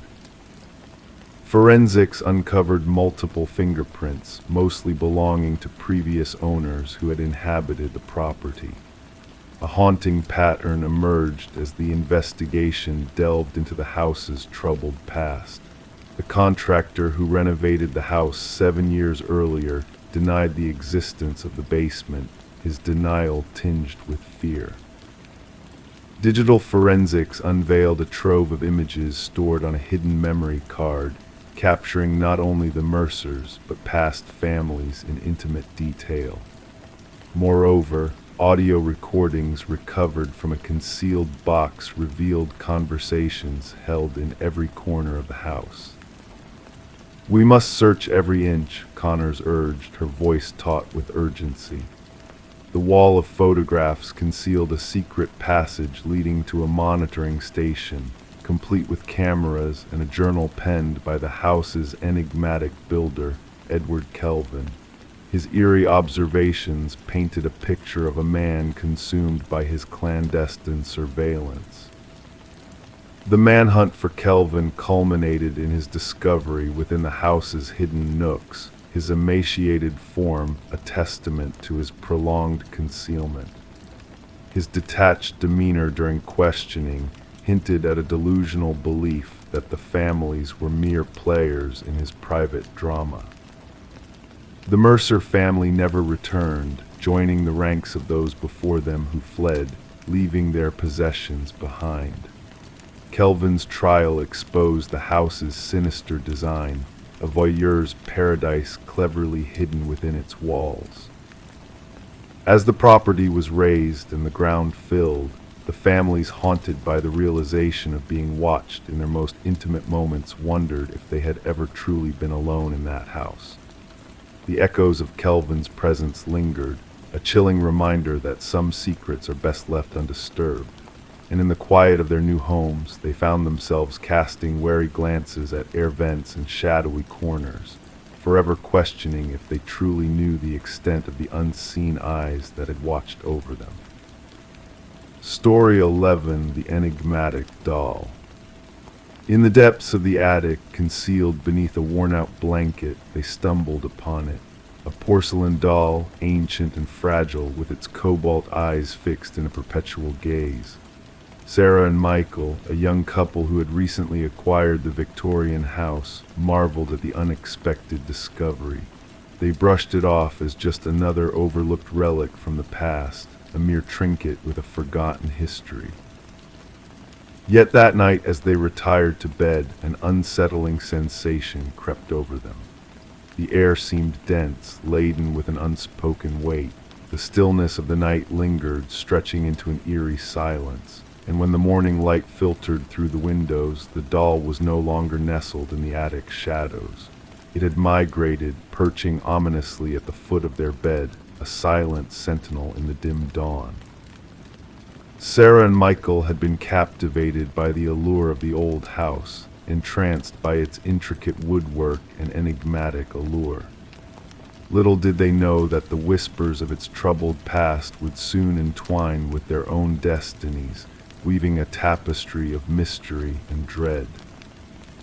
Detective Rachel Winters, a seasoned investigator with a keen eye for the obscure, received a chilling call on a crisp autumn morning. The scene she encountered in the master bedroom was a tableau of horror and enigma shrouded in fear. The female victim lay contorted in a macabre posture, her wide eyes frozen in a silent scream. Nearby, the male victim appeared as if caught in a desperate attempt to flee, his form etched with terror. As Detective Winters meticulously documented the scene, she noted the meticulous arrangement of the bodies, a deliberate staging that echoed a sinister intent. The malevolent aura lingered, casting a shadow over the tranquil neighborhood, stirring whispers of a malevolent force at play. The investigation unfolded like a tapestry of shadows and secrets, each thread leading deeper into a labyrinth of enigmas. Neighbors spoke of spectral sightings, a phantom figure glimpsed behind curtained windows, ghostly laughter echoing through the empty halls in the dead of night. The forensic team unearthed a trail of microscopic clues, traces of antique fabrics, remnants of a bygone era seeping into the present. The past of the house unfurled like a sinister scroll, revealing a lineage stained with tragedy. 3 previous owners, their fates veiled in mystery, had met untimely ends within its walls. Each death bore the mark of the inexplicable, a legacy of unanswered questions and unspoken fears. A faded newspaper clipping whispered of a haunted past a doll maker, his creations imbued with a dark legacy. The tragic demise of his daughter, shrouded in suspicion, cast a long shadow over the house. The final creation, a doll said to mirror his lost child, emerged as a harbinger of doom, its porcelain visage concealing a malevolent soul. As Detective Winters delved into the past, a pattern emerged, linking the victims through their alterations to the attic space. Sarah and Michael's renovations had unwittingly awakened a dormant evil, setting in motion a chain of events that defied rational explanation. In the depths of the attic, hidden from prying eyes, lay a trove of secrets, a cache of photographs depicting the doll maker and his eerie creations. Among them, the porcelain doll stood out, its presence transcending time and space, a spectral witness to unfolding tragedies. Infrared scans unveiled a spectral trail, a phantom imprint of tiny hands, guiding a malevolent force from the attic to the heart of the house. The residue of porcelain dust mingled with unknown organic matter, a spectral fingerprint of an unseen presence.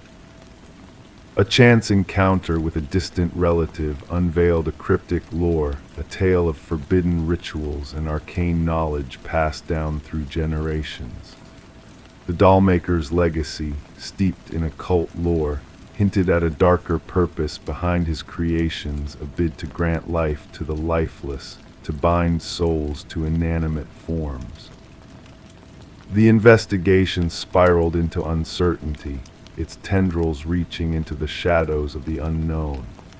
No suspects emerged, no conventional means could explain the unearthly phenomena that gripped the house in its spectral embrace. The doll, a harbinger of despair, vanished from its confines, leaving behind a trail of disquiet and dread. Detective Winters, her resolve tested by the unfathomable, retired into the shadows, haunted by the specter of unfinished mysteries. The house, a silent witness to untold horrors, passed into new hands, its legacy a whispered rumor among the curious and the wary. The attic, once a realm of shadows and secrets, lay dormant, its secrets buried beneath layers of dust and silence. And yet on moonlit nights, a spectral presence lingered, a whisper in the wind, a fleeting shadow behind curtained windows. The laughter of a child, long lost to time, echoed through the halls, a haunting refrain of a past that refused to be forgotten. Story 12, nestled within the heart of the town, the old library stood silent, its fate sealed by the looming threat of demolition. The workers toiled tirelessly, their hammers and saws echoing through the corridors as they stripped away the building's history one brick at a time. But fate had other plans, hidden in the shadows of forgotten shelves. As the workers neared the end of their task, a curious discovery halted their progress. A solitary figure stumbled upon a hidden latch concealed within the depths of a weathered bookshelf. With a soft click, the ancient wood yielded, revealing a passage shrouded in mystery, a narrow corridor leading to a forgotten room untouched by time. The air within the hidden chamber hung heavy with the weight of secrets long kept. No furniture adorned the barren space, save for a solitary chair standing solemnly in the center, its sturdy frame bolted firmly to the floor. And etched upon the walls, a haunting message repeated in frantic repetition, "I am still here." The construction foreman, sensing the foreboding aura that permeated the room, swiftly radioed for the authorities. What began as a routine demolition soon spiraled into a chilling enigma that gripped the small town in a veil of unease. Detective Morgan Walsh, a seasoned investigator with decades of experience, arrived at the scene, his keen eyes scanning the eerie tableau before him. The beam of his flashlight pierced the darkness, casting long shadows that danced across the walls adorned with the cryptic message. "Secure the scene," Walsh commanded, his voice a solemn echo in the confined space. "No one disturbs a thing until forensics arrive." The history of the library whispered tales of the Harrington family, once pillars of the community whose generosity had gifted the building to the public. Their act of benevolence had followed the mysterious disappearance of their daughter, Rebecca, a young soul lost to the winds of uncertainty. Rebecca's story remained a haunting enigma, her vanishing leaving behind nothing but unanswered questions and silent echoes. The prevailing belief suggested she had fled, seeking solace in the unknown, yet her family clung to a darker truth, a truth that now seemed to stir within the hidden room. As the forensic team meticulously combed through the chamber, they unearthed fragments of the past embedded in the chair, a silent witness to untold horrors. Traces of hair and fibers intertwined with the leather restraints, telling a tale of struggle and captivity. Walsh delved deeper, his instincts guiding him towards the tangled web of the Harrington family's past.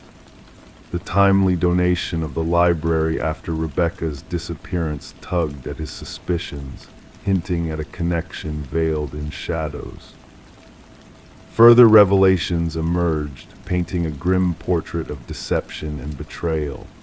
The bookshelf concealing the hidden room bore the mark of a contractor with ties to Maxwell Harrington, Rebecca's uncle, and a figure cloaked in suspicion. Financial records whispered of transactions shrouded in secrecy, hinting at a darker purpose behind the hidden chamber. The puzzle pieces began to align as witnesses spoke of Maxwell's peculiar behavior, his solitary vigils in the forbidden section of the library raising unsettling questions. The truth, long buried beneath layers of deceit, was poised to emerge from the shadows. Forensic analysis confirmed the chilling reality. The DNA from the hidden room matched that of Rebecca, binding her to the chamber of her captivity. The chair, a silent sentinel, bore the scars of a struggle that had unfolded in darkness, sealing her tragic fate. With a warrant in hand, the detectives descended upon the Harrington estate, unearthing a journal hidden within Maxwell's study, a damning testament to his obsession with his niece. The journal's final entry laid bare the depths of his depravity, a stark confession of a life consumed by darkness. Confronted with irrefutable evidence, Maxwell's facade crumbled, revealing a heart stained by greed and betrayal. His chilling admission echoed through the room, painting a tapestry of horror and despair. Rebecca's final resting place, hidden beneath the floorboards of the hidden room, bore witness to the cruelty inflicted upon her. As her skeletal remains were uncovered, a sense of somber closure washed over the town, a closure tinged with the bitter taste of justice long delayed. The Harrington family, once revered, now stood in the shadow of their own sins, their facade shattered by the revelations that spilled into the light. Maxwell's sentencing marked the end of an era tainted by lies and deceit, as the truth emerged from the depths of the hidden room. The library, once slated for destruction, now stood as a monument to a life cut short and a soul denied justice. Flowers adorned its entrance, a silent tribute to a daughter lost and a truth finally unveiled.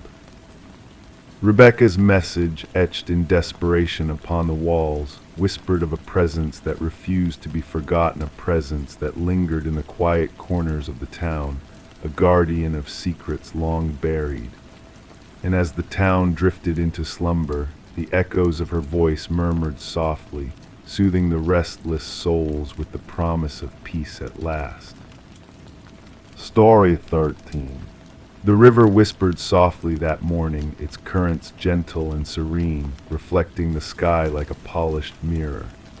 The fisherman, his boat drifting lazily near the shore, almost missed the sight of a lone suitcase bobbing in the shallows. At first glance, it seemed like nothing more than discarded rags, a forgotten relic of the river's secrets. But as he drew closer, a foul odor wafted towards him, thick and suffocating, unmistakable in its grimness. The suitcase, wrapped in chains that clinked softly in the stillness, bore the scars of time and neglect, its edges rusted by the elements.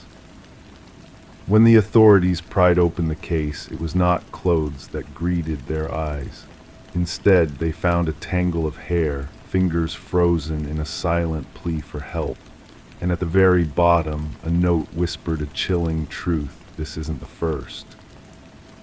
Detective Sarah Mercer arrived at the scene, the morning sun casting long shadows over the grim discovery.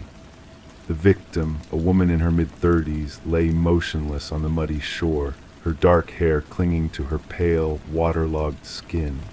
The medical examiner worked diligently, each careful movement a solemn acknowledgement of the life lost. But what struck Mercer most was not the brutality of the act, but the eerie attention to detail lavished upon the victim's manicured nails, freshly styled hair, clad in garments of luxury. She was not brought here to die, Mercer murmured, her gaze following the gentle ripples that caressed the shore. She was placed, adorned. The victim was soon identified as Catherine Walsh, a successful real estate agent renowned for her expertise in selling exclusive properties. Divorced, childless, she lived a solitary life in an affluent neighborhood, her secrets hidden behind a facade of ambition and perfection.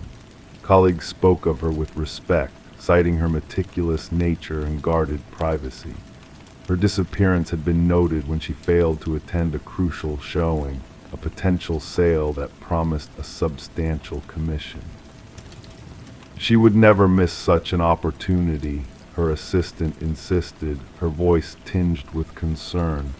That sale was everything to her. As investigators delved into Walsh's meticulously arranged home, a sense of unease settled upon them. Every corner gleamed with immaculate precision, each item in its designated place. From designer furniture meticulously arranged to a refrigerator stocked with perfectly labeled meals, her life seemed a symphony of order and control. Yet a single anomaly stood out in her pristine domain, a slightly ajar drawer in her home office, concealing a leather-bound journal. The final entry in the journal sent shivers down Mercer's spine.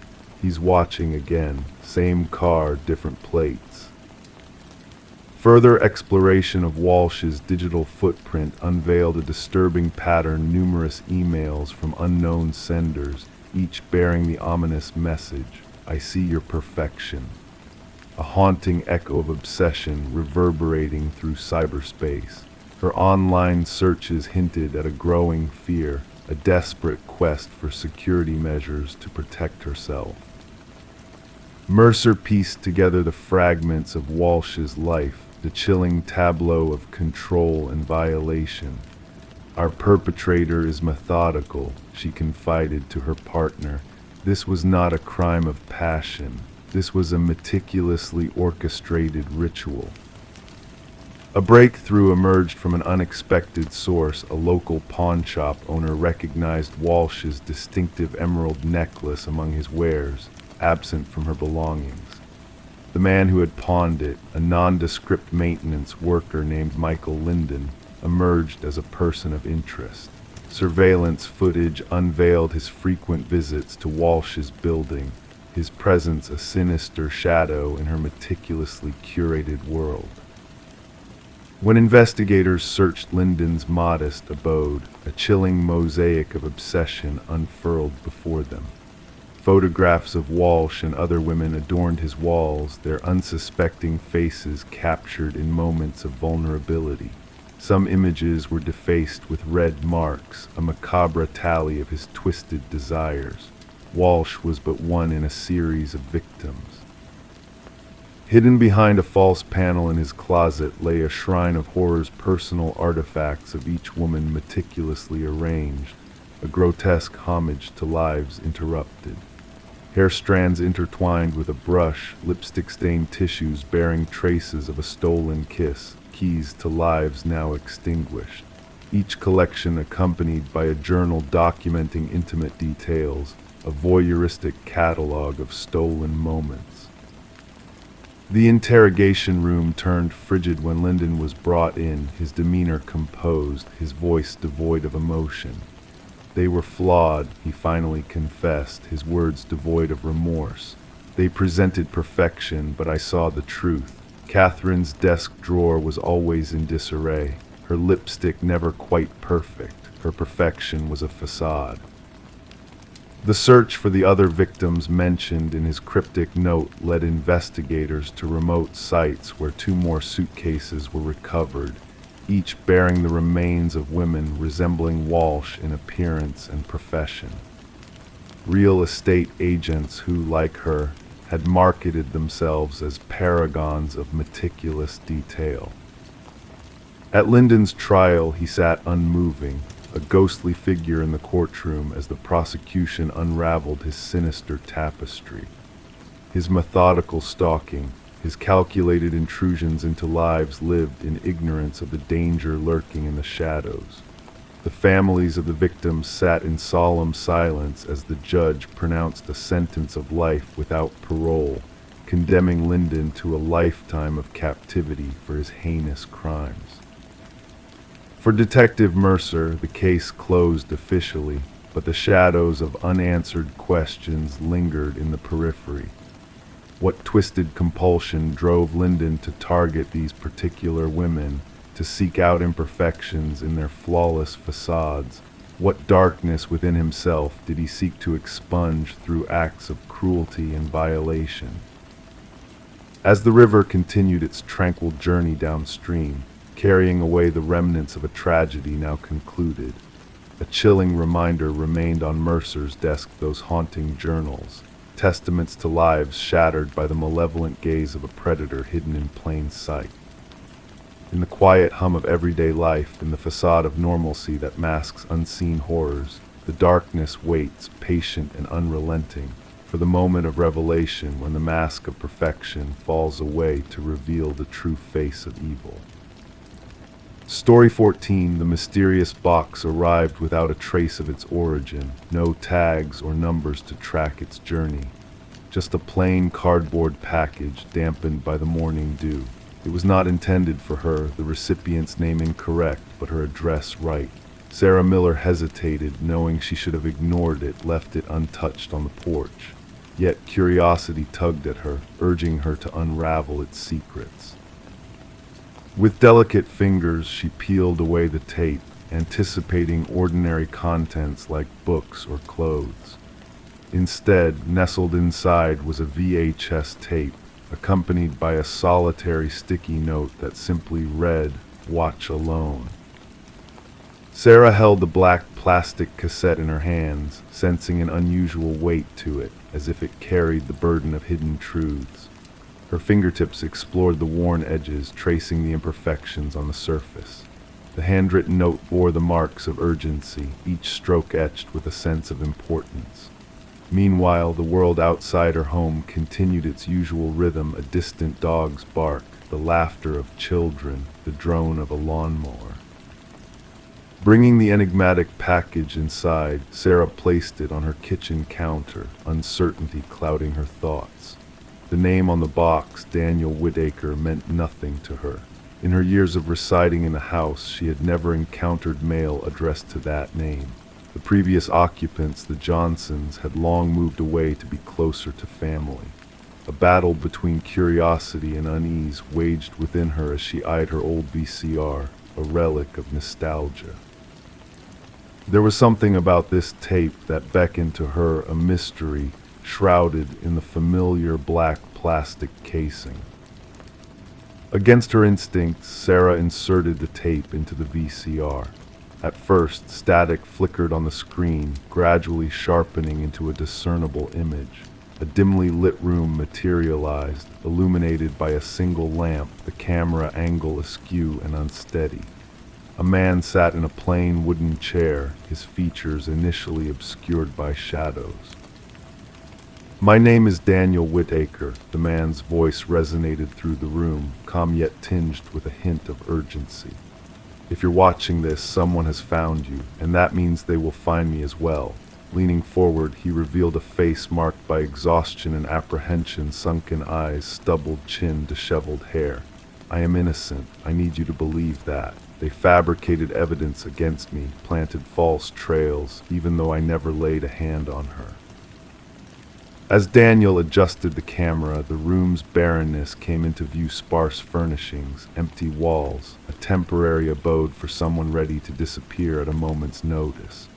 They set me up. The official narrative will paint me as the villain, claim I had a motive, that witnesses heard us in a heated argument. It's all lies. I never knew Catherine Walsh until her face appeared on the news. His voice wavered slightly. Lifeless, murdered in her own home. And somehow my DNA was smeared all over the crime scene. Detective Eliza Ramirez scrutinized the identical VHS tape resting on her desk, the fifth one to surface. 5 tapes, 5 different recipients, all bearing the desperate plea of Daniel Whitaker, a man accused of murdering Catherine Walsh, who had vanished without a trace on the day her body was discovered. Initially, the Walsh case seemed straightforward: a young professional woman strangled in her own bedroom. No signs of forced entry, DNA evidence pointing squarely at Whitaker. Witnesses reported his presence near her home in the weeks leading up to the murder, and his alibi was shaky at best. A cut-and-dried case until the mysterious tapes emerged. The tapes complicate matters, Detective Ramirez murmured into her recorder, updating her case notes. Whitaker is either orchestrating an intricate ruse or exposing something far darker. Her evidence board displayed images of Catherine Walsh, snapshots of the crime scene, maps pinpointing the tape recipients' locations, and at the center, Daniel Whitaker's somber driver's license photo, seeming to beseech her for justice. The investigation took a sharp turn when Ramirez uncovered Walsh's involvement in blowing the whistle on her employer, Pharmacorp, a pharmaceutical giant with government ties. Walsh had stumbled upon discrepancies in their drug trial data, revealing a cover-up of severe side effects in a rushed product launch. She was set to testify, a former colleague confided to Ramirez, glancing nervously over his shoulder. Catherine possessed evidence, documents proving that top executives were aware of the dangers and chose to bury them. The trial was imminent. Strange irregularities began to surface.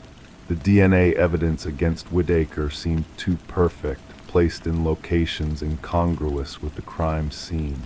Witness statements appeared rehearsed, echoing each other with eerie precision. Surveillance footage from nearby buildings conveniently corrupted during the crucial time frame surrounding the murder. 3 days after the initial tape, Sarah Miller received a second package. This time, it contained a trove of incriminating evidence: clinical reports, internal communications, emails bearing Catherine Walsh's digital signature, all pointing to Pharmacorp's guilt. The focus of the investigation shifted. Detective Ramirez collaborated with the other recipients of the tapes, piecing together Whitaker's breadcrumb trail.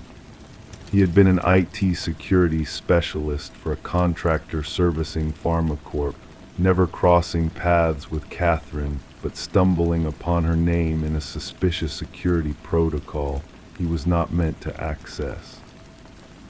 They were watching her, Whitaker disclosed in a subsequent tape.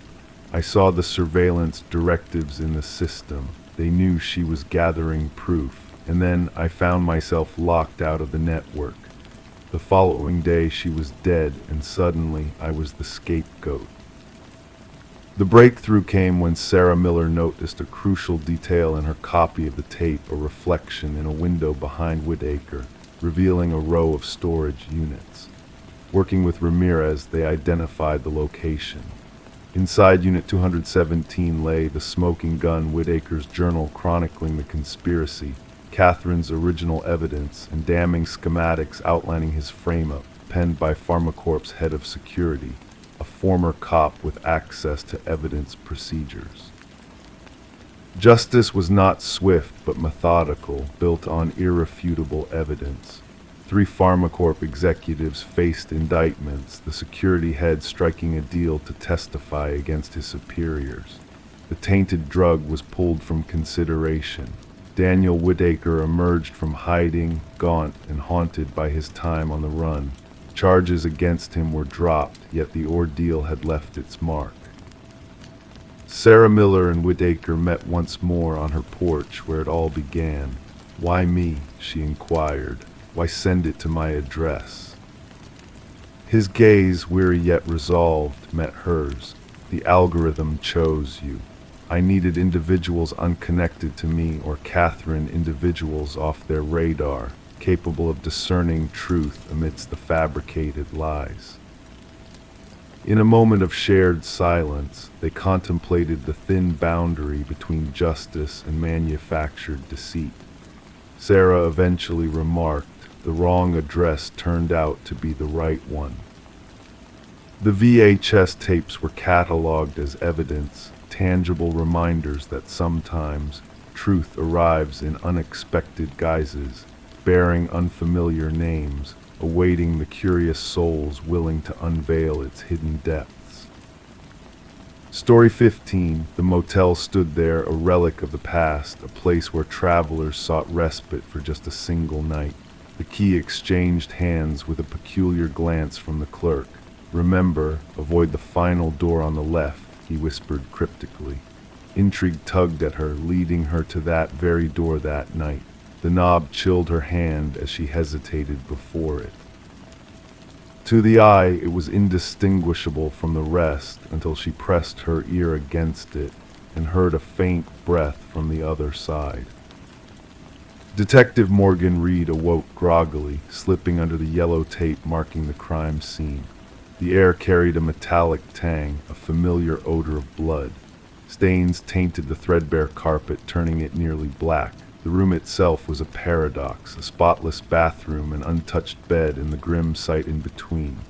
A young woman lay lifeless on the floor, her golden locks splayed like a halo. Her vacant gaze pierced the ceiling, frozen in a silent scream. Reed knelt beside the victim, mindful not to disturb the evidence markers scattered around.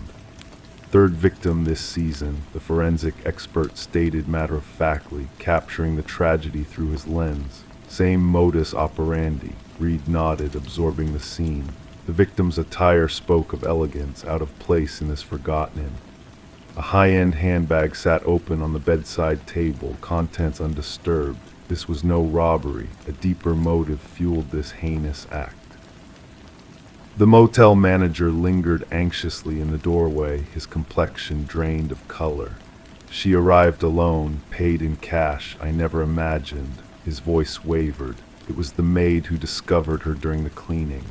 Reed surveyed the room again, noting no signs of forced entry or struggle. The victim had either welcomed her assailant or recognized them. Back at the precinct, Reed pinned up photos on the board. 3 women, strikingly similar, all found in rundown motels. Speculation swirled in the media about a serial predator on the loose. "Autopsy reports in," announced Detective Hayes, dropping a file on Reed's desk. "Death by manual strangulation.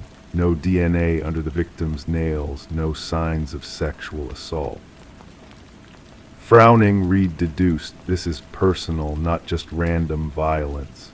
Days melded into nights as the investigation deepened. Surveillance footage yielded no breakthroughs.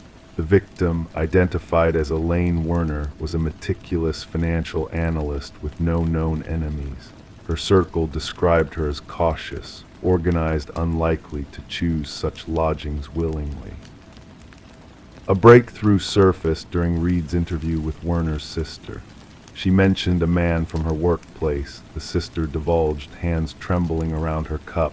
"Someone complicated, married, I think." Leaning in, Reed pressed, "Did she ever mention a name?" "Just C," the sister revealed. The focus shifted to Werner's office. Colleagues portrayed her as reserved, dedicated. None were privy to any personal entanglements.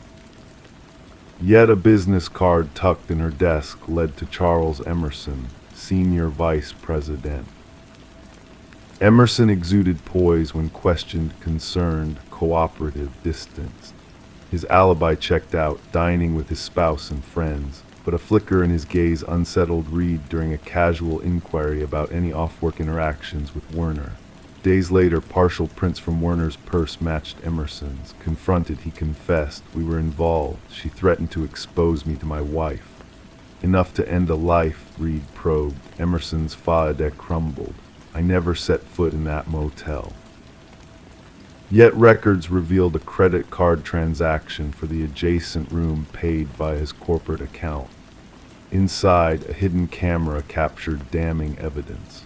Fibers from Emerson's suit, his DNA on a glass, mirrored the grisly truth, a pattern of preying on women resembling his wife in youth. He lured them to specific motels, always next to the last door on the left, equipped with surveillance gear. Recordings linked him to prior victims, sealing his fate. In the interrogation room, Emerson's veneer shattered. "They threatened all I had," he muttered. "My stature, my marriage, my world." The trial unfolded swiftly, capturing the attention of 3 grieving families in the sterile courtroom. Emerson remained stoic, devoid of remorse, sentenced to life behind bars. As he was escorted away, Reed caught a glimpse of emptiness in his eyes, a void where compassion should dwell. The media dubbed it the door on the left case. Analysts probed Emerson's psyche, while enthusiasts pored over details. For Reed, the case lingered unresolved. Pacing hotel corridors, she pondered the mysteries concealed behind each door. In the evidence vault, 3 identical keys lay, tagged, a solemn reminder that some doors, once opened, can never be shut. Story 16. In the quiet stillness of a Victorian-era home, a mystery lay hidden behind layers of time-worn wallpaper. Michael and Sarah Klein, the new tenants, stumbled upon the enigma by mere chance, thinking it was a simple case of peeling decor. Little did they know, each layer they stripped away revealed a haunting tale etched in ink, a name repeated endlessly, like a whispered secret clamoring to be heard. The name was Alina Winters, boldly scrawled in a frantic, uneven script that seemed to pulse with a hidden energy. It was a name that held no significance in the records of the house's past, a name that sent shivers down their spines as they delved deeper into its meaning. Intrigued and unsettled, they embarked on a journey of discovery that would blur the lines between past and present, reality and illusion.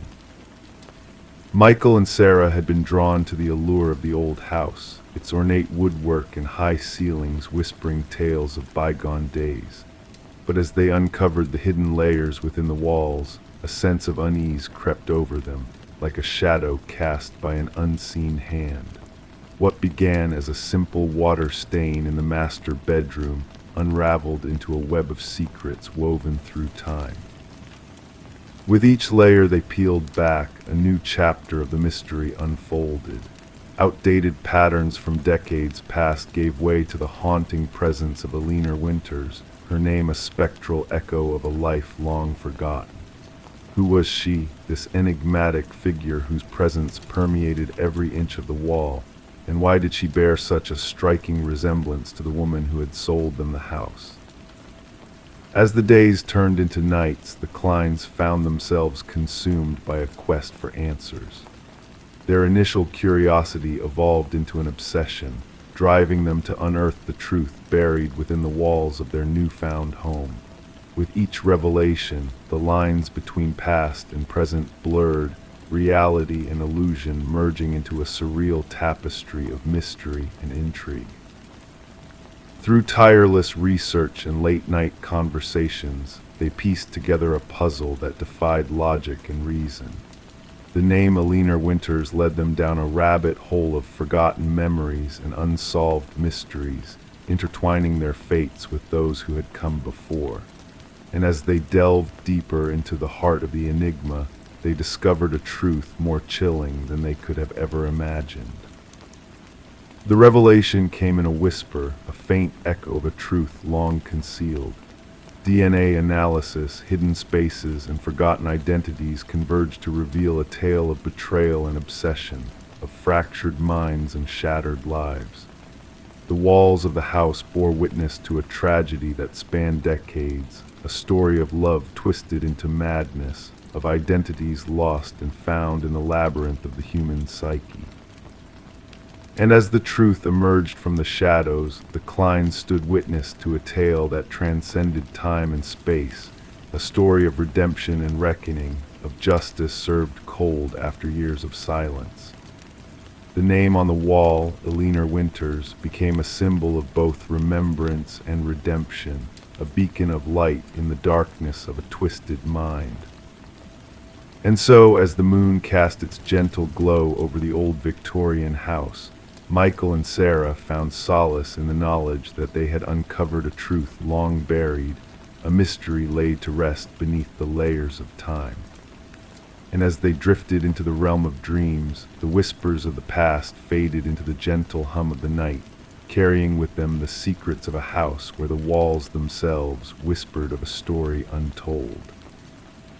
Story 17. The aged apartment possessed its idiosyncrasies, pipes groaning, floorboards protesting with a creak.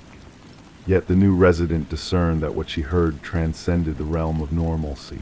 The footsteps, too precise, too deliberate, emanated from above, slow and measured, but she resided on the topmost floor. One night, a surge of courage propelled her to tap the ceiling with a broomstick. The sound halted. A vast silence enveloped the space.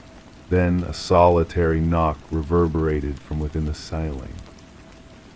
Sarah Coleman chose to keep the incident of the knocking to herself.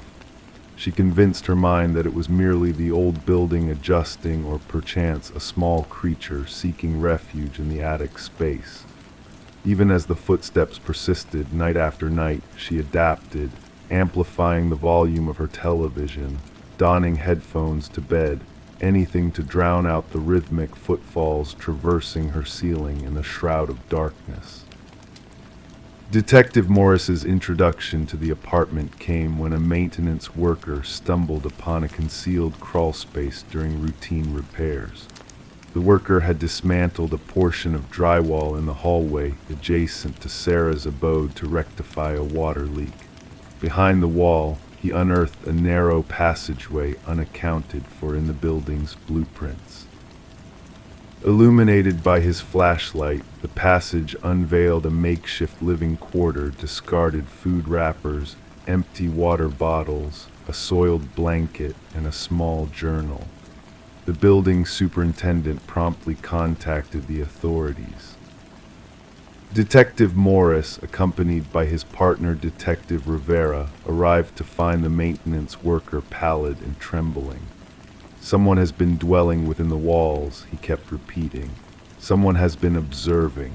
The journal chronicled intricate observations of Sarah Coleman, her daily routine, her visitors, her dining preferences, her entertainment choices, the timings of her showers, her sleep patterns. The handwriting, once neat, deteriorated into erratic scrawls towards the final pages, with enigmatic symbols adorning the margins. "The subject no longer responds to my cues," the last entry lamented. "She has elected to disregard me. None can ignore me." Forensic squads meticulously combed the crawlspace, unearthing fingerprints unmatched in any database. They unveiled a labyrinth of passages integrated into the walls and ceilings of the building, some dating back decades as per structural assessments. These passages linked to 5 disparate apartments, culminating in observation points, subtle apertures camouflaged as fixtures or minor damages, yet solely one led to Sarah Coleman's dwelling. The investigative team interviewed current occupants who reported no anomalies beyond the customary sounds of apartment life. Former tenants, however, narrated a varied tale. 3 previous occupants of Sarah's apartment recounted sensations of being watched or unexplained noises. One had vacated after a mere fortnight. None had voiced their encounters, consumed by the fear of sounding paranoid. A breakthrough emerged when forensics uncovered minute blood traces in one of the crawl spaces. DNA analysis traced it to Martin Weaver, a former resident who had vanished inexplicably 4 years earlier. His family had filed a missing person report, met with a cold trail. Martin had inhabited the apartment directly below Sarah's. Detective Morris revisited Martin's disappearance. According to witnesses, Martin had lamented about disturbances above his residence. He had confronted the occupant dwelling above him at the time, an introverted man named Edward who kept to himself. Subsequently, Martin disappeared, and Edward absconded the following month, leaving no forwarding details. Investigators delved into Edward's past tenancies and discovered a pattern. He had resided in 6 distinct apartment complexes over 2 decades. In each instance, he had sought top-floor units, forged minimal social connections, and departed without notice. A neighbor from his 3rd abode recalled him as intense, citing his persistent complaints about the necessity for silence. Property records unveiled that Edward had procured secluded rural land. Upon arrival at the site, investigators encountered a cabin adorned with photographs and notes. Snapshots of denizens from diverse apartment buildings, Sarah Coleman and Martin Weaver among them. Blueprints of ventilation systems and structural vulnerabilities. Detailed logs chronicling observations of the specimens and preservation of the habitat. At the heart of the cabin stood a corkboard adorned with news clippings. Missing persons bulletins, 6 in total, all former inhabitants of buildings where Edward had resided. The wooden floor beneath the board bore deep gouges, suggestive of a weight dragged repetitively. Behind the cabin, cadaver dogs guided investigators to a freshly disturbed patch of soil. Excavation revealed human remains, and then another burial site, and another. As forensic experts commenced the somber task of identifying the victims, Detective Morris revisited Sarah's apartment complex. Though the crawl spaces had been sealed, residents sporadically reported peculiar sounds. During the installation of new security measures, maintenance workers stumbled upon an item secreted in a crevice where the ceiling and wall met in the hallway, a fresh journal, newer than the initial one discovered. The inaugural page boasted a solitary line. They uncovered my old abode, yet not my new refuge. The script mirrored that of the former journal. The final page showcased a crude depiction of Sarah's apartment layout, a crimson line marking a novel passageway. Alongside a date for that very night, officers hastened to evacuate Sarah, only to find her residence deserted. Her phone rested on the kitchen counter. Her television continued its broadcast. The shower ran.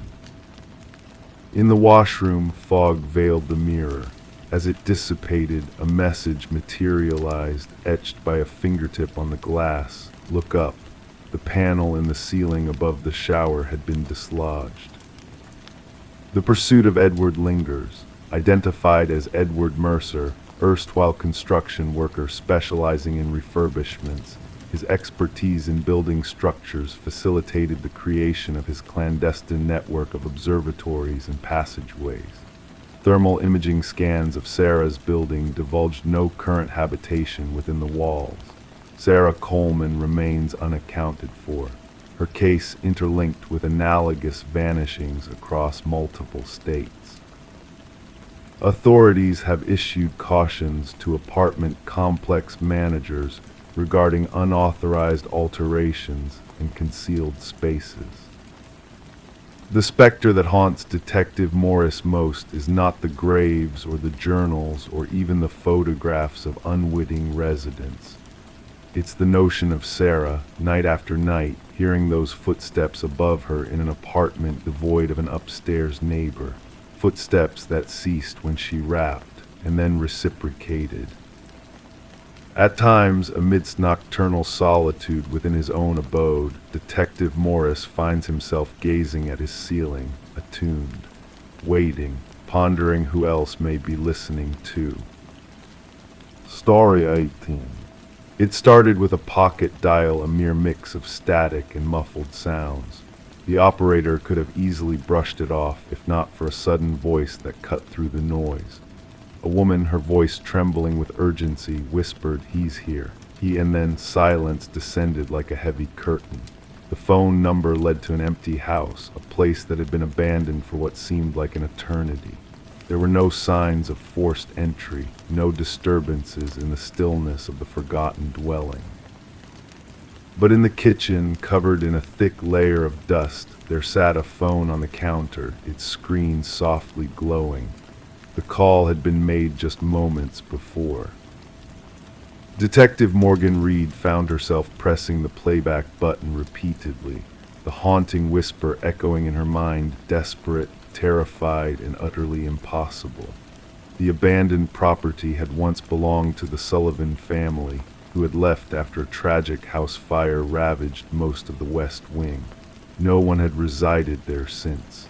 The caretaker who visited monthly swore that no one had set foot inside in years.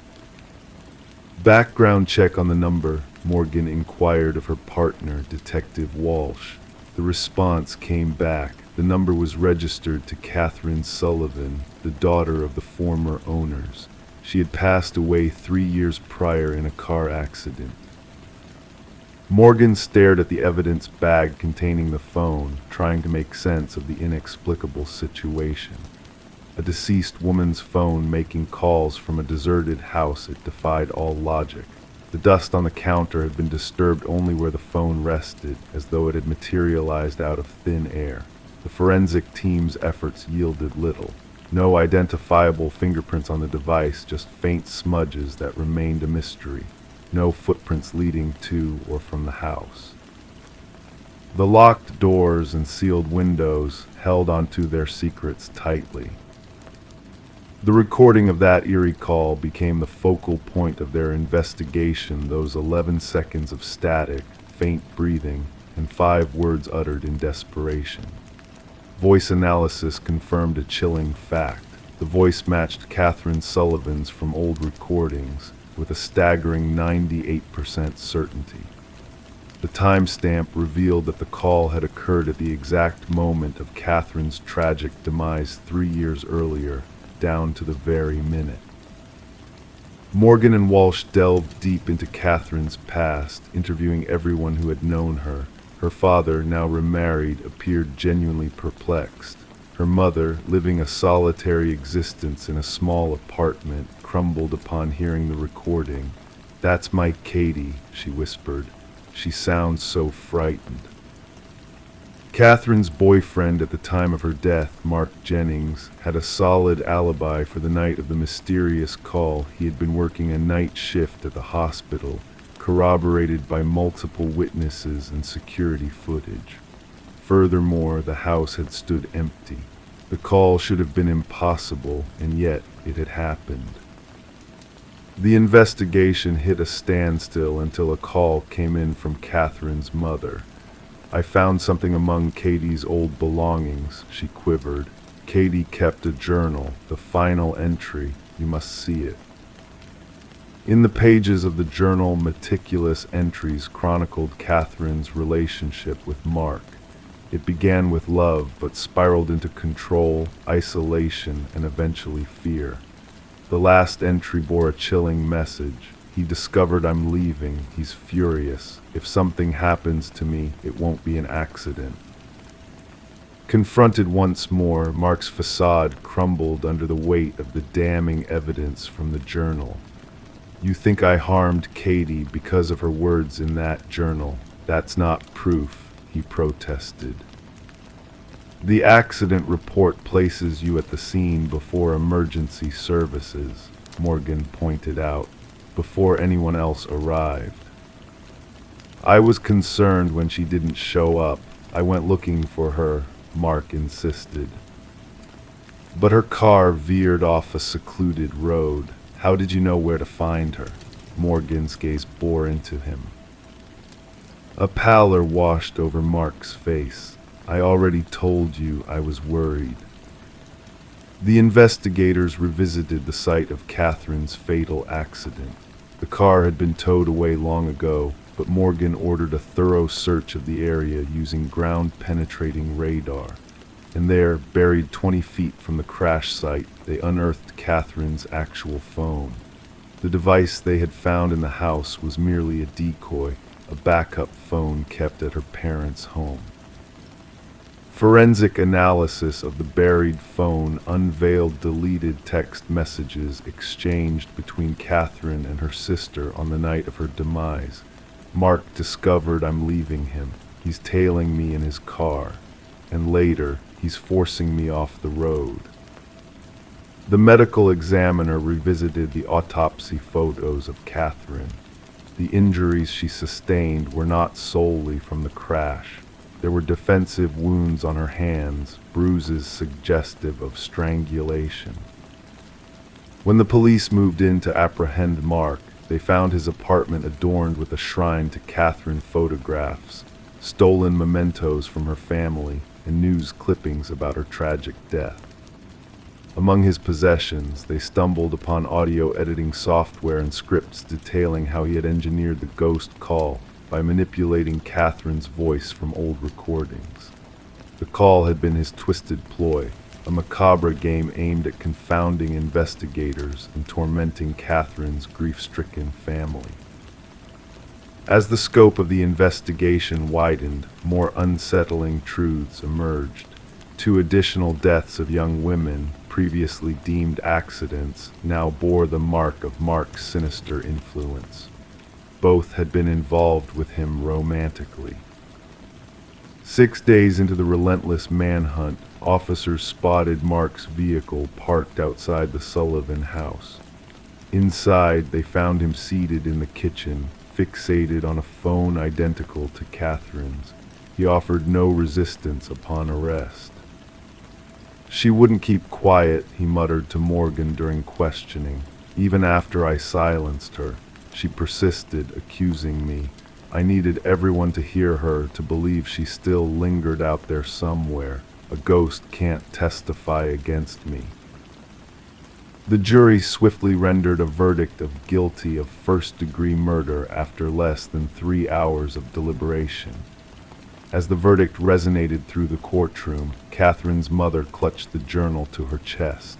Justice had been served, not through spectral means, but through the voice Catherine had left behind in her writings, her fears etched in ink, her final, desperate pleas for safety. The phone from the forsaken house now rests in the evidence vault. Some officers claim to hear it ring on occasion, though its battery had been removed long ago.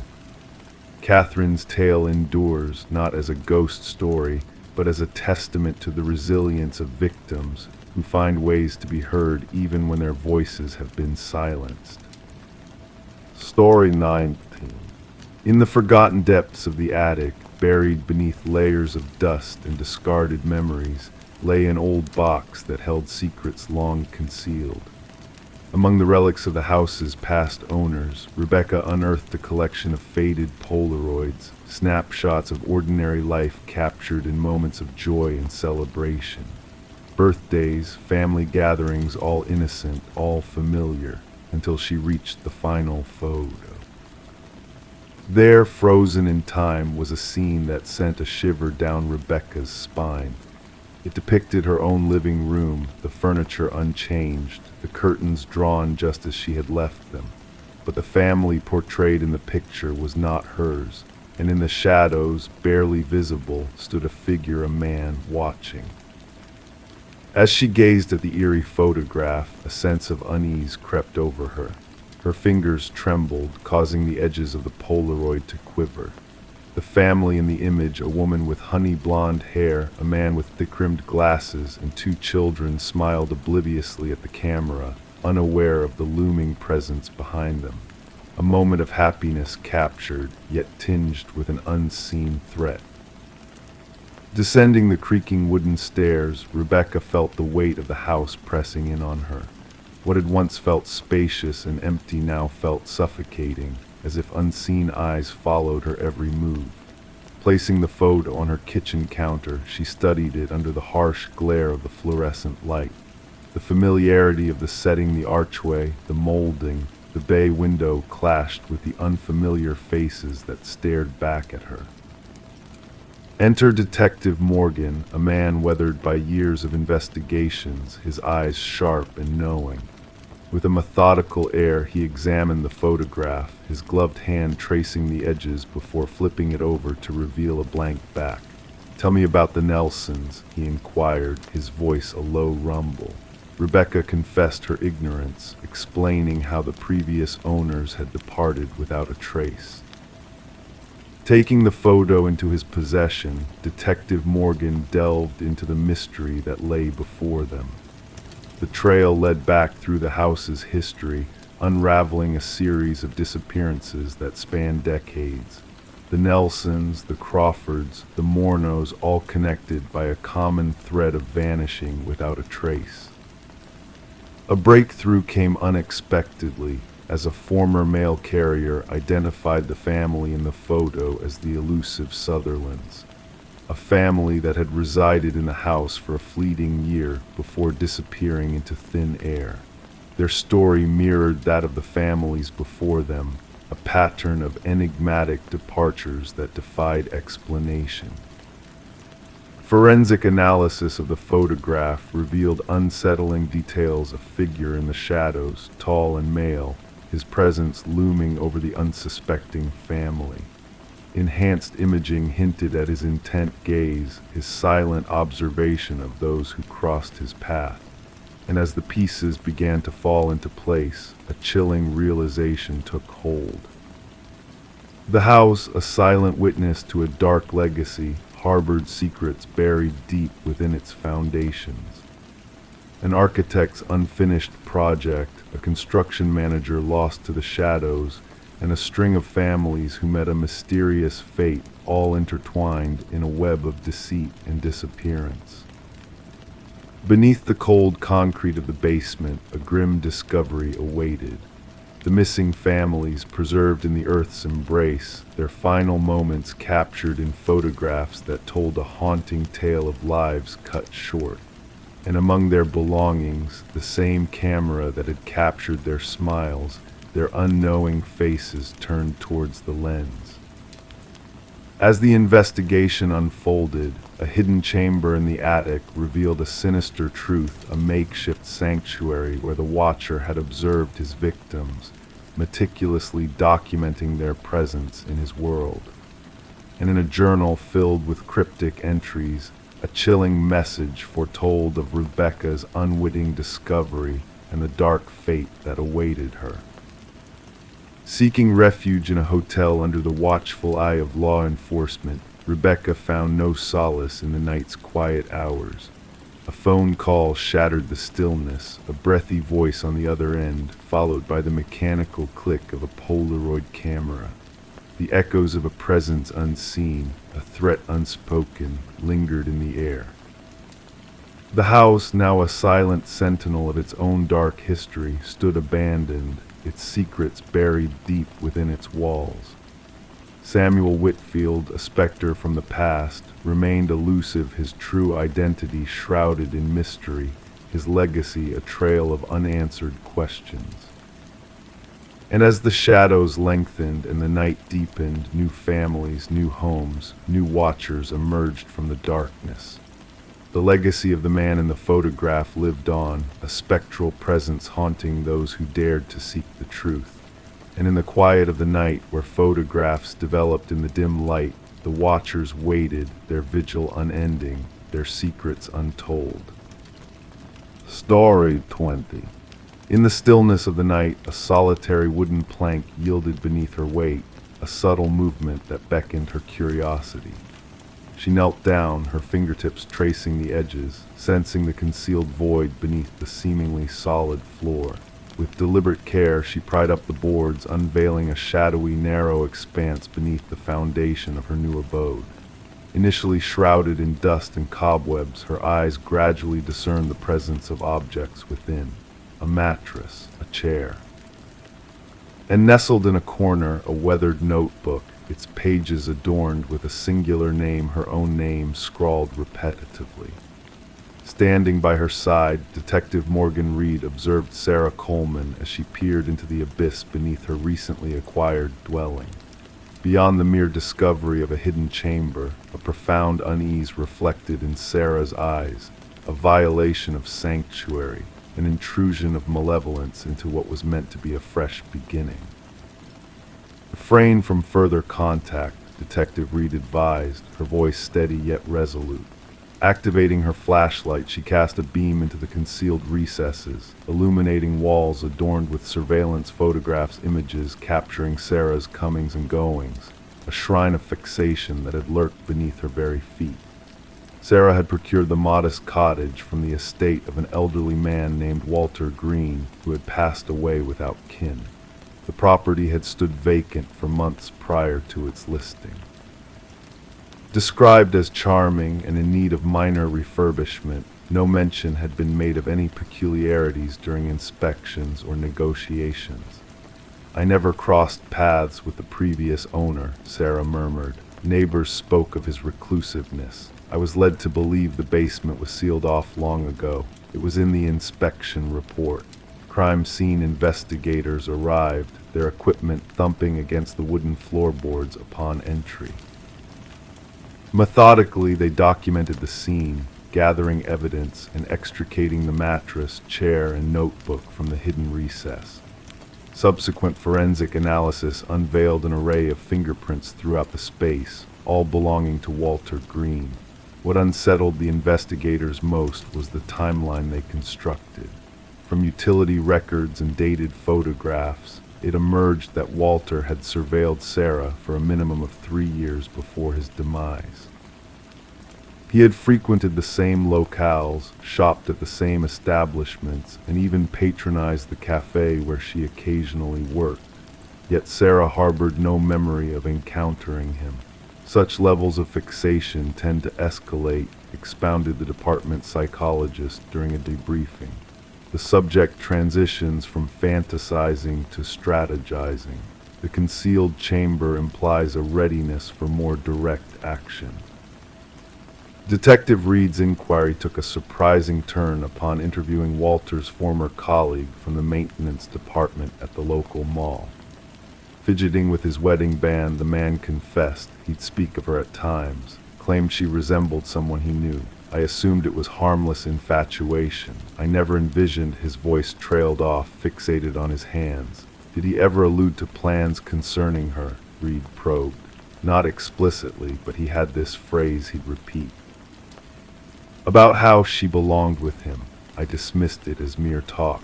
Securing a warrant, Reed delved into Walter's workplace locker, undisturbed since his passing. Inside lay a key unmatched to any locks in his residence. Tracing the serial number led them to a storage unit registered in his name.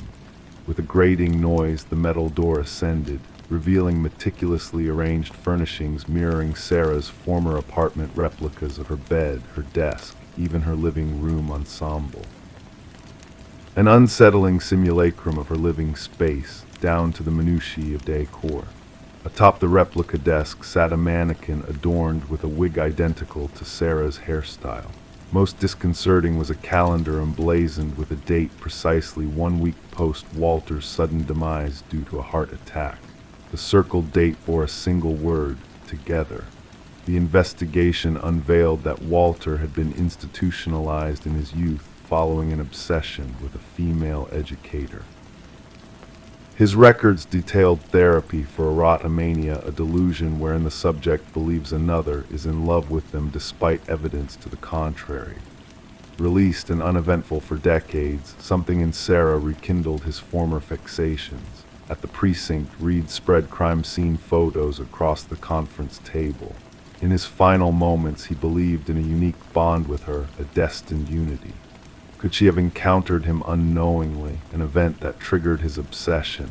Inquired another detective. Reed shook her head, no trace. Sometimes such fixations require but a fleeting moment, a smile exchanged with a stranger, a gaze prolonged by a heartbeat. For an individual with his history, that could suffice.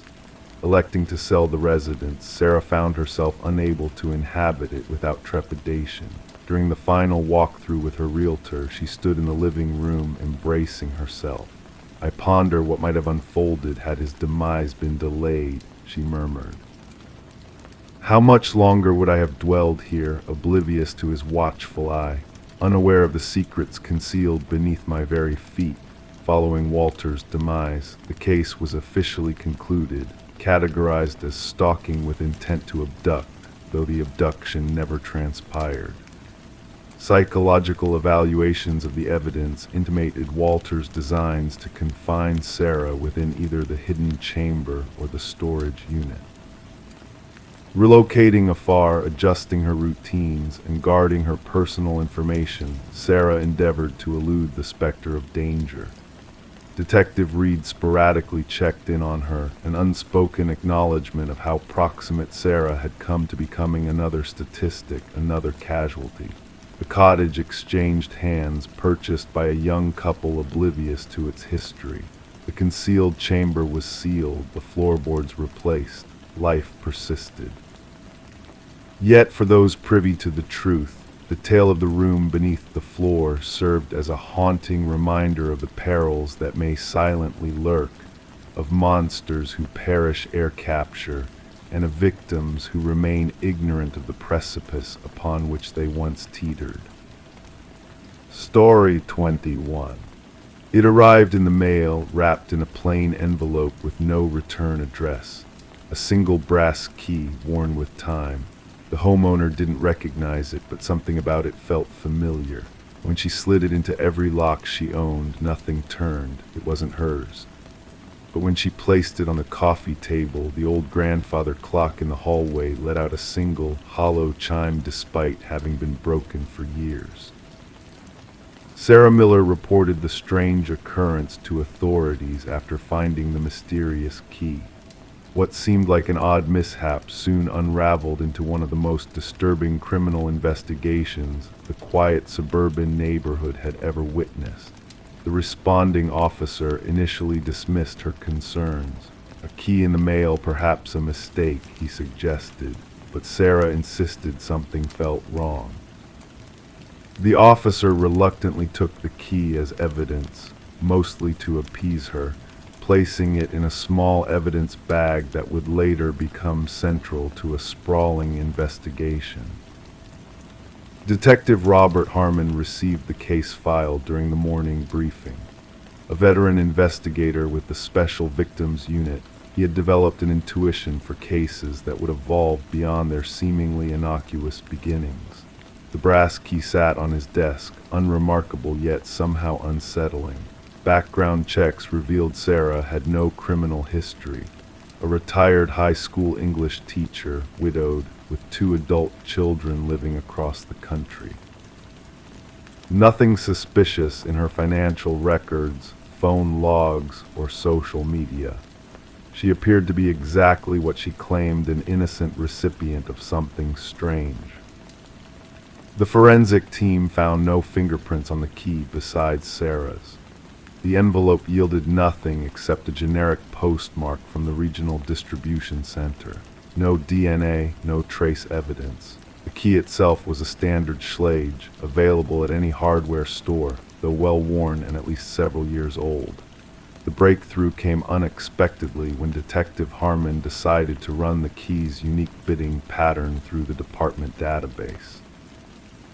A cold case from 7 years prior had documented an identical key pattern belonging to a storage unit where investigators had found blood-stained carpet, cutting tools, and photographs of unidentified women.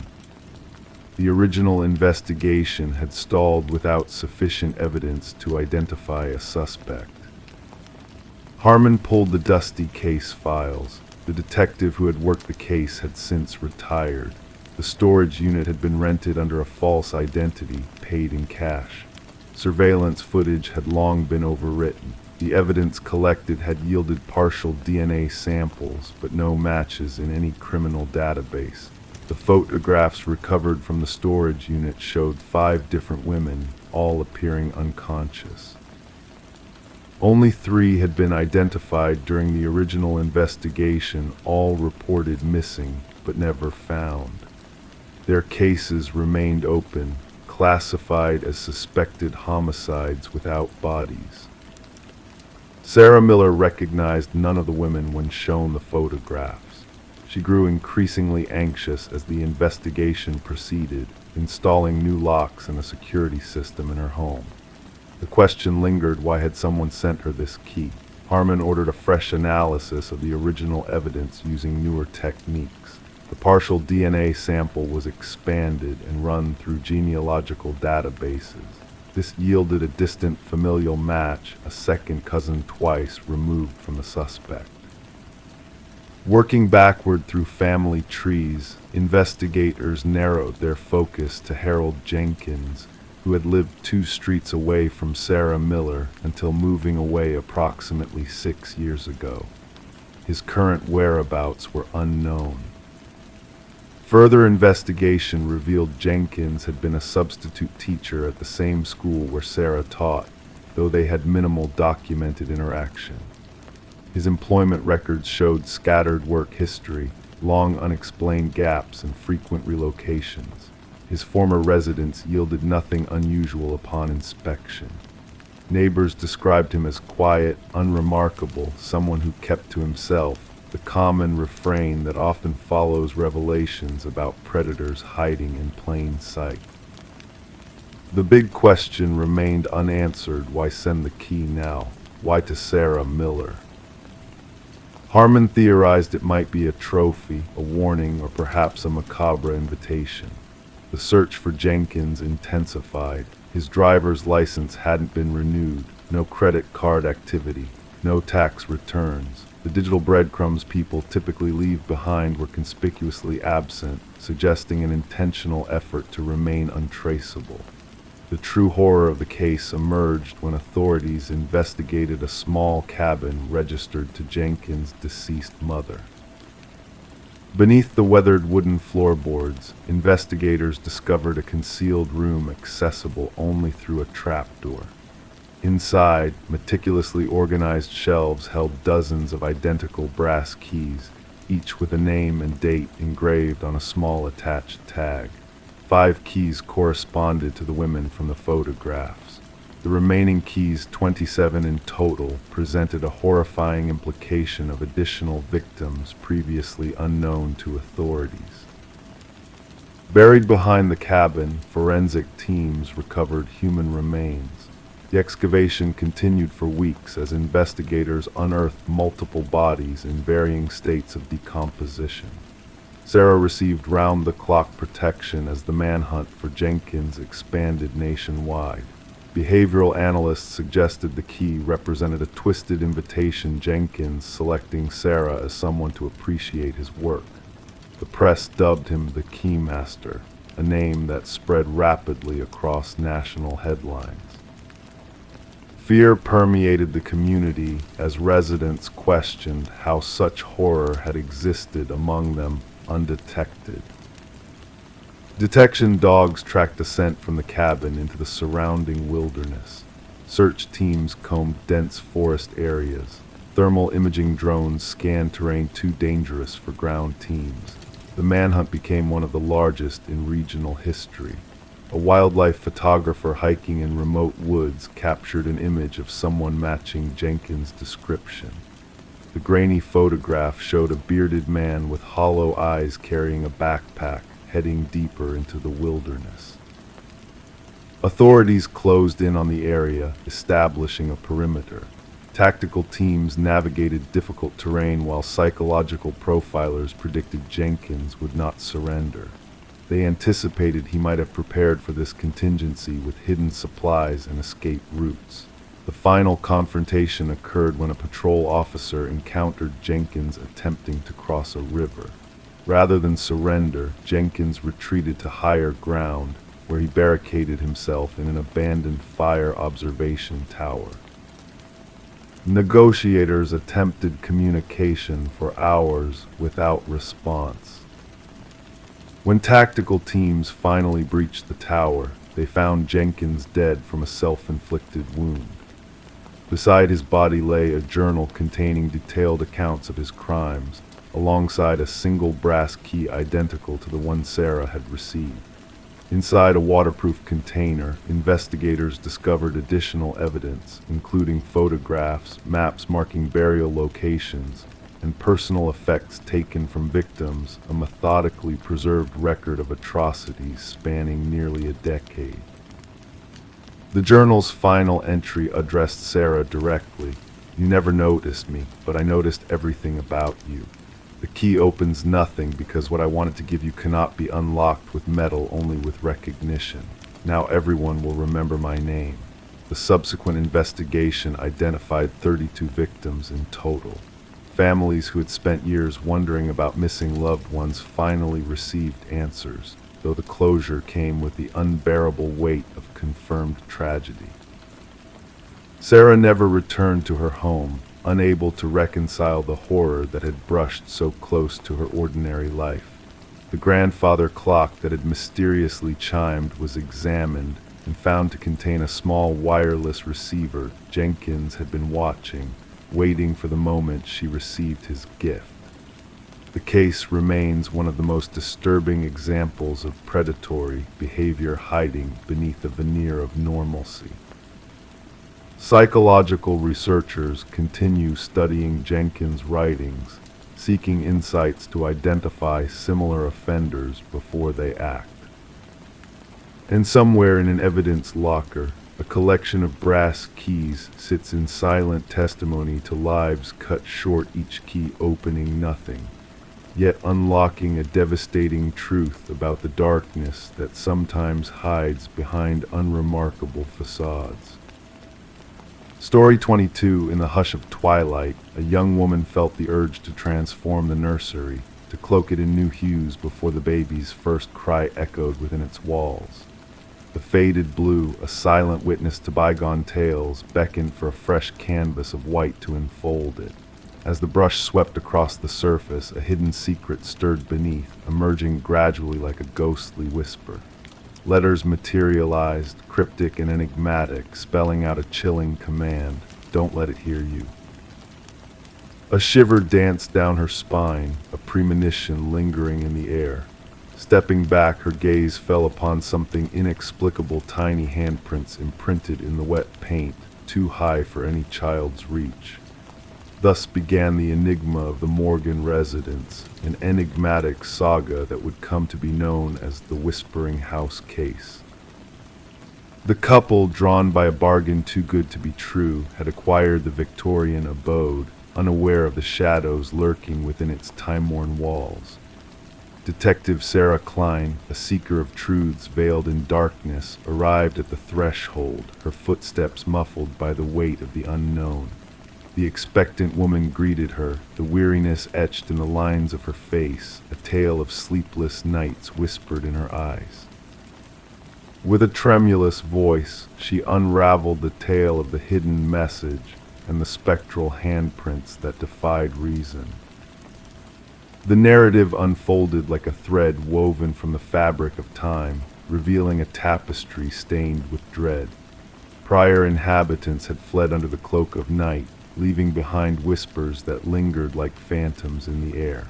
Detective Klein ventured deeper into the house's history, unearthing a trail of fleeting occupants and unsettling incidents. Child welfare reports spoke of unseen forces, of whispers that slithered through the walls and eyes that watched from shadowed corners. A specter of the past emerged in the form of Alina Blackwood, a figure cloaked in mystery and malevolence.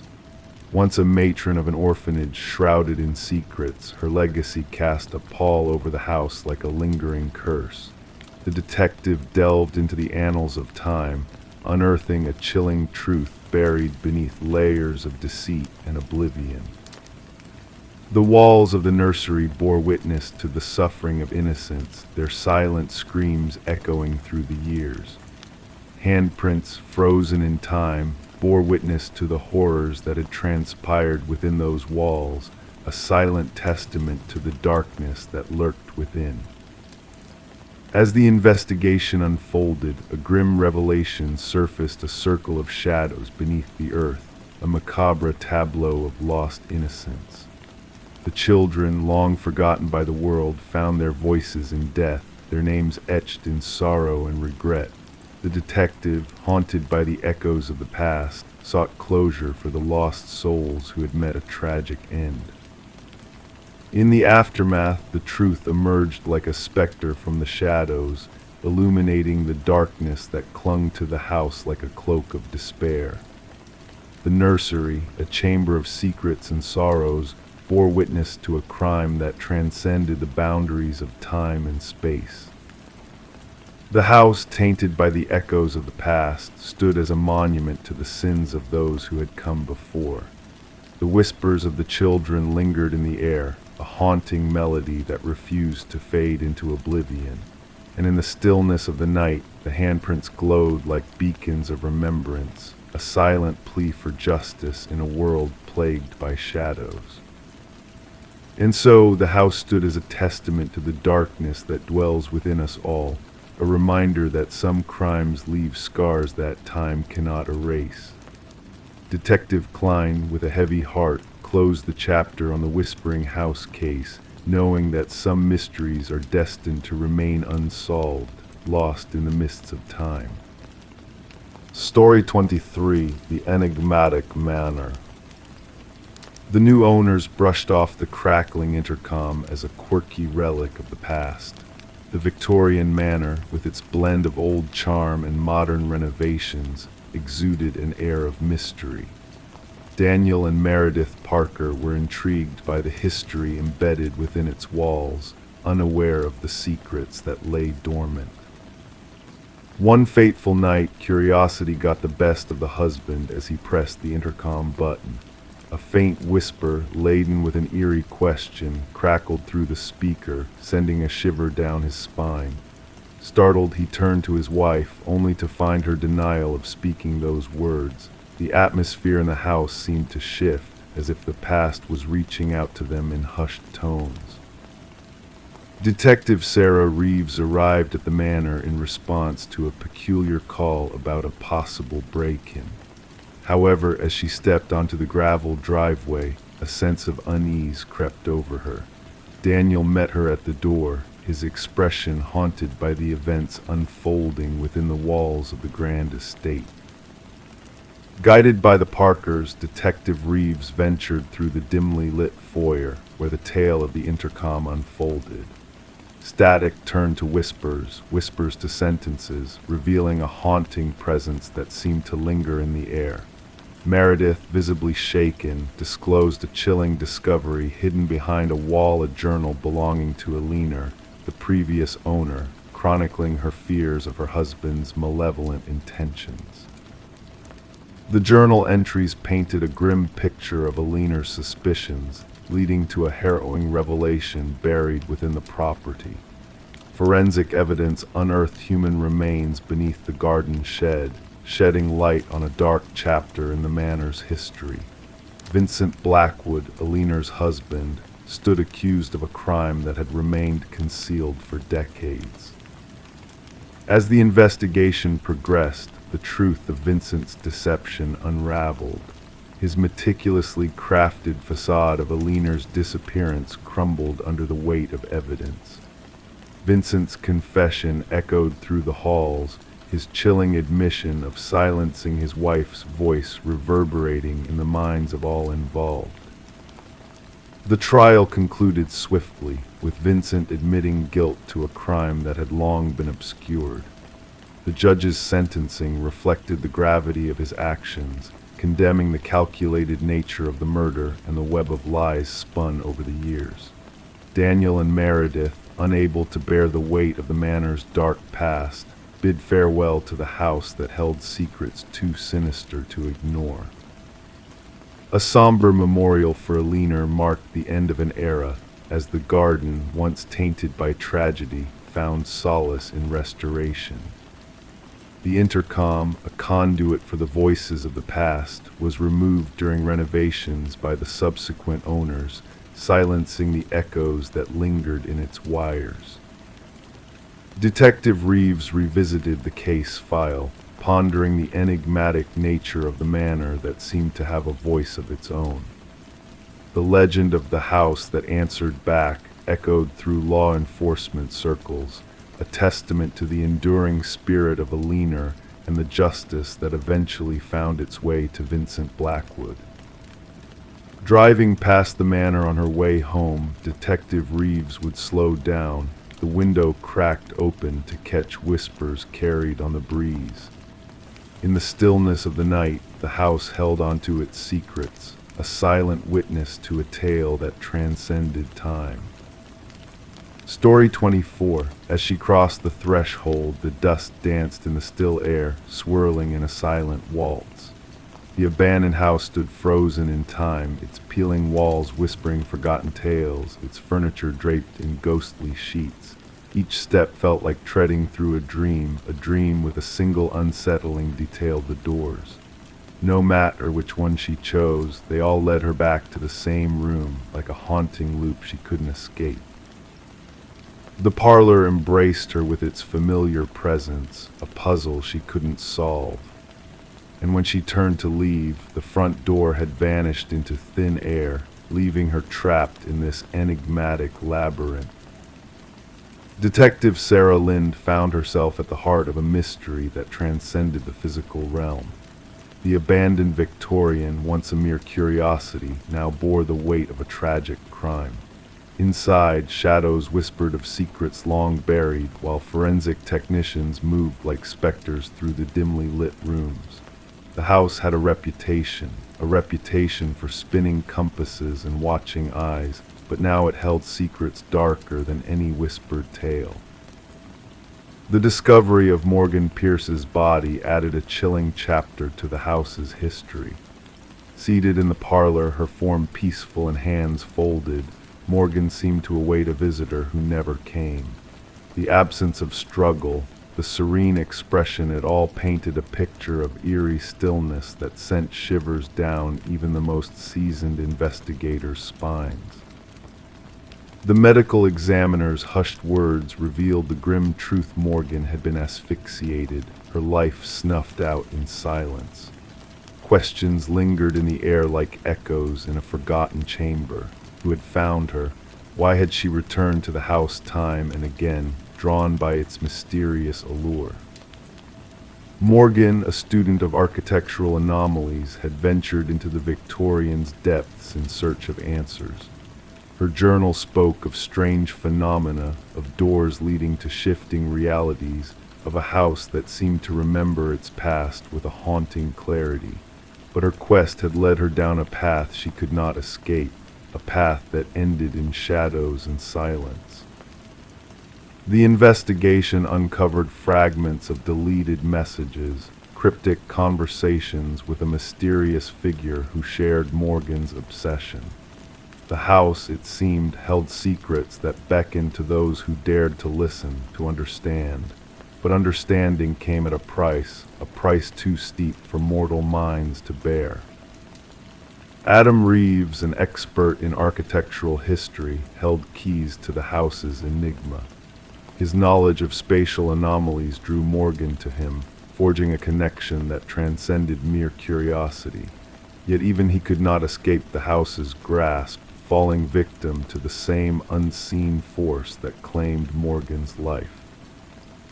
The truth lay hidden in the shadows, in a hidden compartment behind the parlor fireplace.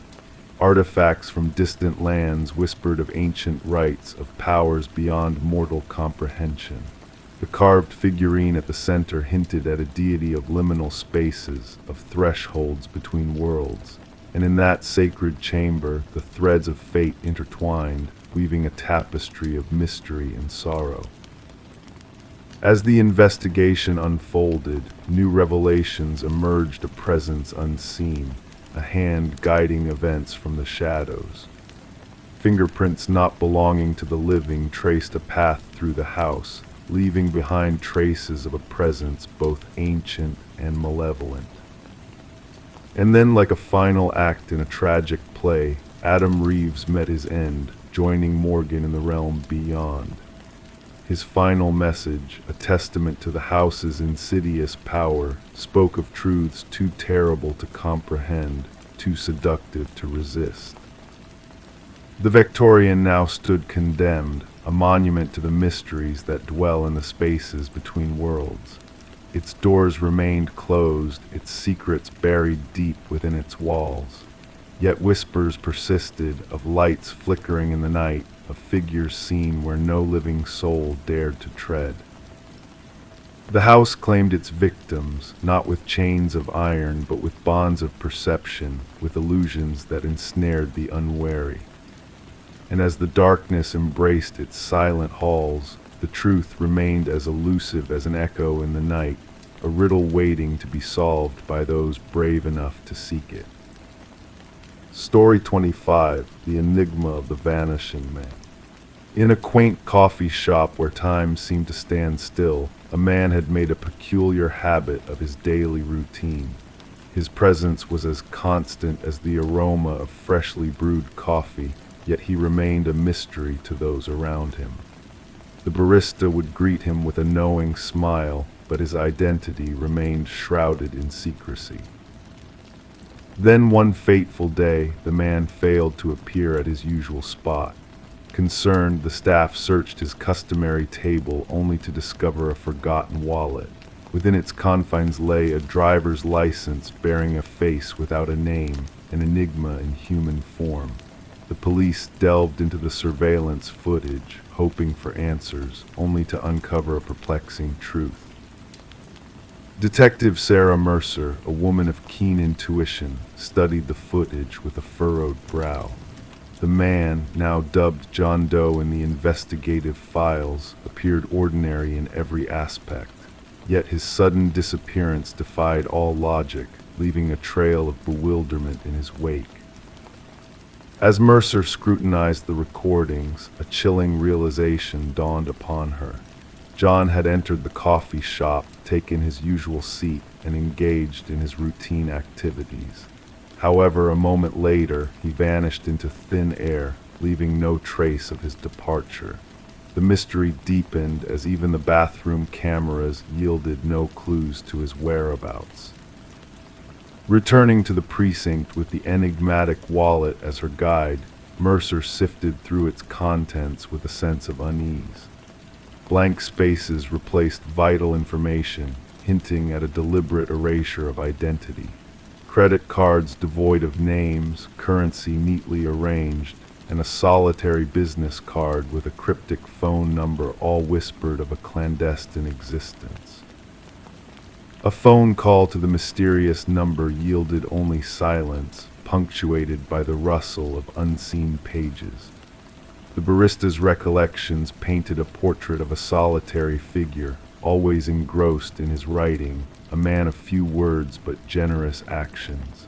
His notebook, a labyrinth of coded messages and enigmatic sketches, defied all attempts at decryption.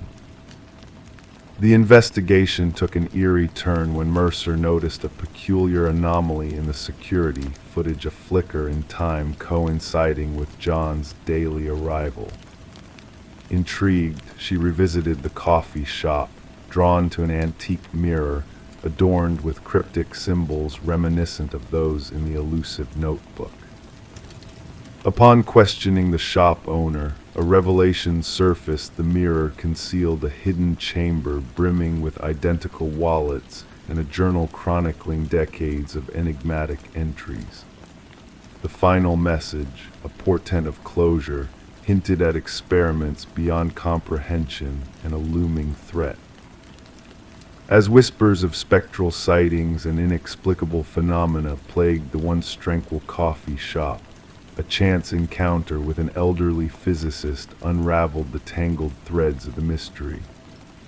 Margaret Keller, a keeper of classified secrets, shed light on the vanished man's true identity. Daniel Weston, a brilliant mind lost to the realms of quantum theory.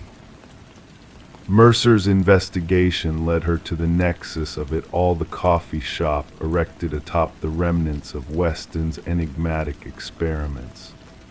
The mirror, a portal between realities, bore witness to the convergence of parallel worlds and the intricate dance of fate. In a moment of revelation, Mercer witnessed the impossible, a duality of existence captured in shattered glass, a fractured reflection of Daniel Weston observing his own vanishing self. The final missive left behind, a warning etched in familiar script, sealed the enigma in obscurity. The tale of the man who defied existence remains a haunting enigma, an unsolved riddle that lingers in the shadows of memory. The coffee shop, a sanctuary of secrets, succumbed to the weight of its mysteries, fading into oblivion as whispers of spectral echoes danced in the wind. And Detective Mercer, a seeker of truths lost to time, found solace in the echoes of a forgotten past, her own reflection a mirage of possibilities in a world where boundaries blur and realities intertwine. Story 26. The dwelling had been abandoned for an age, whispers of the past lingering in the air like forgotten echoes. Neighbors murmured that silence had claimed the space ever since the young woman vanished without a trace. However, when the new occupants crossed the threshold, they were met with a peculiar sight, a bedroom sealed shut from within. With effort, they breached the barrier, greeted by a heavy stillness tainted with the essence of neglect. Yet something stirred unease within them. The bed lay immaculate, the mirror devoid of dust. A lone candle had surrendered to time, its essence frozen in wax like tears turned solid. And there it lay, the notebook, its pages caressed by fresh ink. The final entry bore the date of her disappearance. Detective Morgan delved into the contents of the notebook while forensic experts combed the room for traces of the past.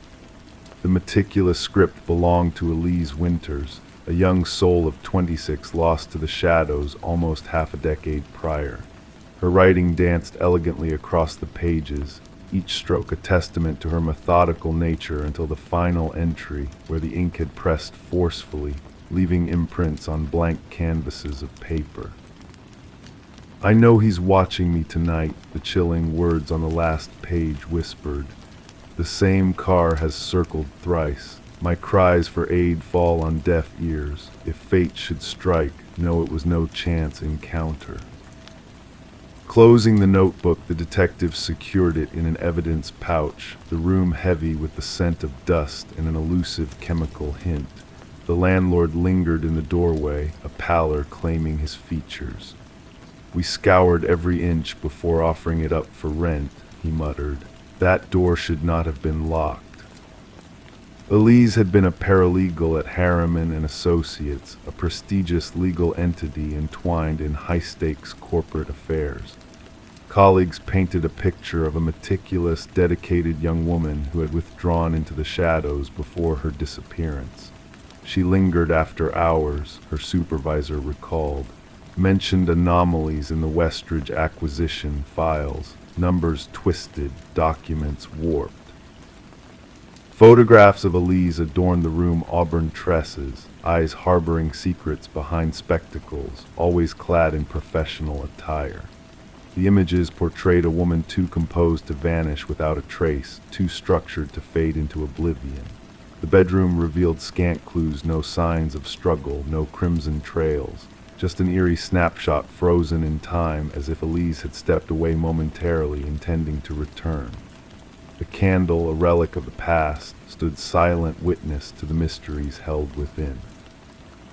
"What did you uncover?" Morgan inquired of the lead forensic investigator. "Multiple sets of prints, aged and faded, yet what's amiss is telling. The doorknob wiped clean inside and out, the window latches similarly devoid of a trace." The team scoured every nook and cranny, peeling back layers in search of hidden truths. Beneath a loose floorboard near the closet, a waterproof case emerged, cradling a flash drive and a key. The key unveiled a safe deposit box at Northern Trust Bank, concealing another flash drive and a trove of documents. The papers unveiled a web of financial deceit, entangling Westridge Pharmaceuticals and shadowy offshore accounts linked to Harriman and Associates. Digital forensics unveiled a tapestry of deception, audio recordings, and spreadsheets unveiling manipulated data concerning Westridge's flagship drug, Neurapax. Elise's voice intertwined with that of Vincent Harriman, a senior partner in conversations that damned them both. These figures must never escape, Harriman's voice echoed. The side effects plague nearly half, not a fraction as we claimed. If the truth surfaces, all is lost. People are perishing, Elise countered. The seizures align with the original projections. This exchange never occurred, Harriman retorted. Remember, what is spoken within these walls remains here, for everyone's sake. Morgan liaised with pharmaceutical authorities, confirming Neurapax's quiet withdrawal following a series of deaths mirroring Elise's hidden data. Subpoenas unraveled Harriman's ties to Elise's vanishing until a revelation emerged: a cleaning service summoned to his retreat the day following her disappearance. A microscopic trail of Elise's essence lingered despite meticulous scrubbing, a damning clue in a sea of shadows. The enigma of the locked chamber persisted until Morgan delved into surveillance footage from neighboring abodes. A figure akin to Harriman approached the dwelling on the fateful night, swallowed by the darkness with no visible exit. A hidden passage materialized in the bedroom closet, unveiling tunnels snaking beneath the neighborhood concealed, sealed, and forgotten. Vincent Harriman faced justice amidst a board meeting, denial clinging to his every word. She was unstable, paranoid, he professed, fabricating evidence to tarnish the firm that overlooked her advancement. The jury dissented. Elise's hidden camera, ensconced within a bookend, unveiled Harriman's intrusion, his presence a specter at her desk.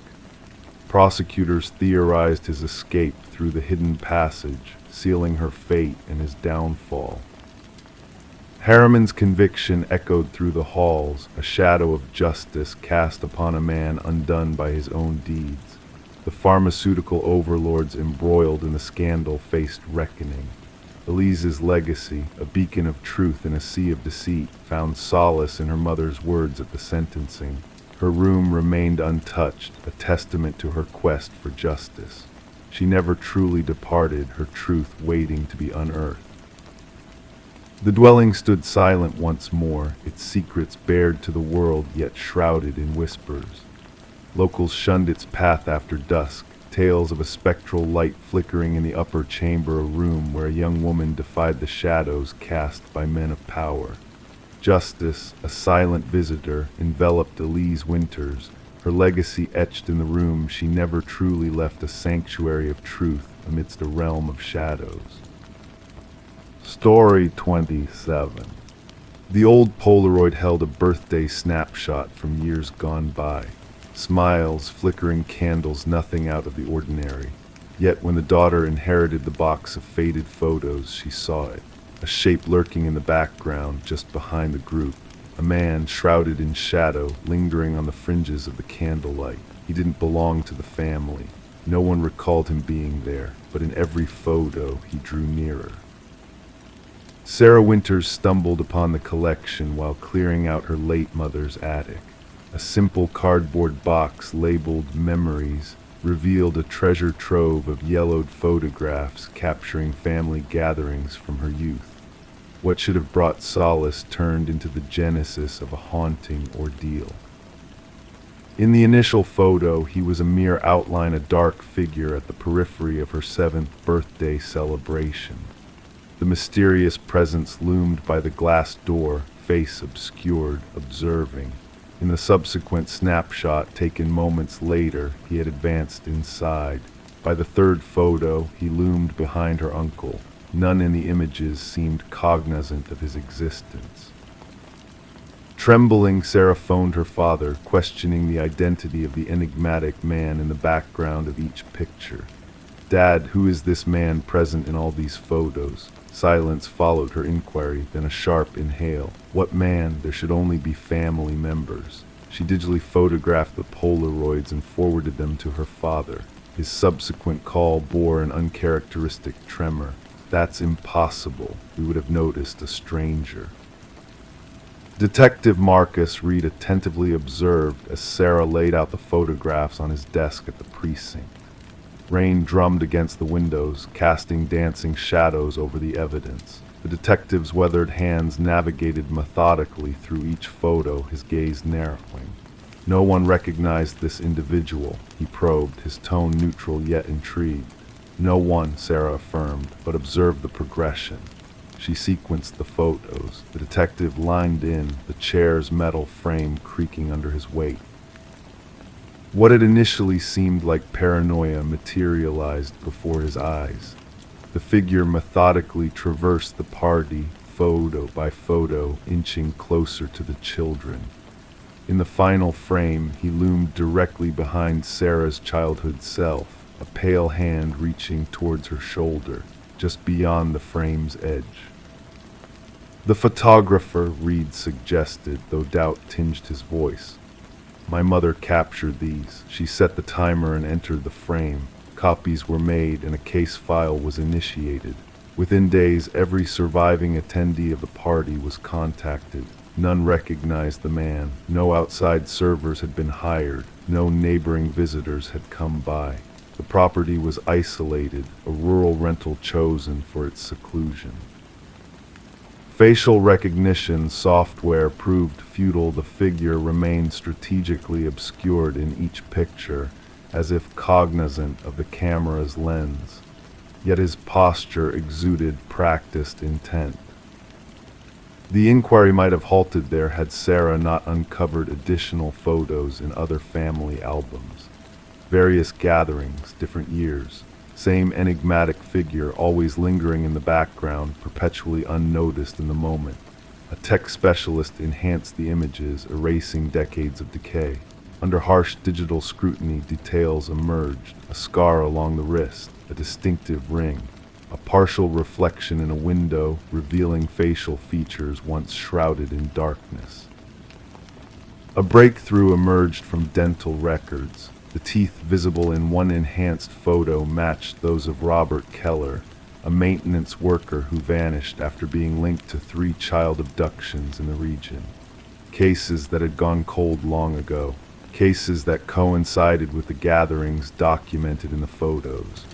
Records unveiled Keller's employment with the company responsible for cleaning the vacation property where Sarah's birthday had taken place. He held master keys to several rental properties in the vicinity, properties where other families had congregated, properties where children had subsequently disappeared. Upon excavating Keller's former residence, authorities unearthed small items buried beneath the concrete.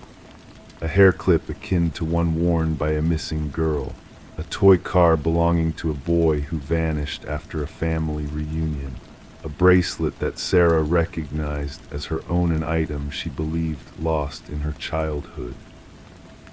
Alone in her apartment, surrounded by the photos exposing decades of concealed horrors, Sarah pondered. The detective had phoned earlier, disclosing the identification of remains near one of the vacation properties. DNA confirmed the remains belonged to one of the missing children. She gazed at the final birthday photo. The candlelight bathed her family's faces, suspended in jubilation.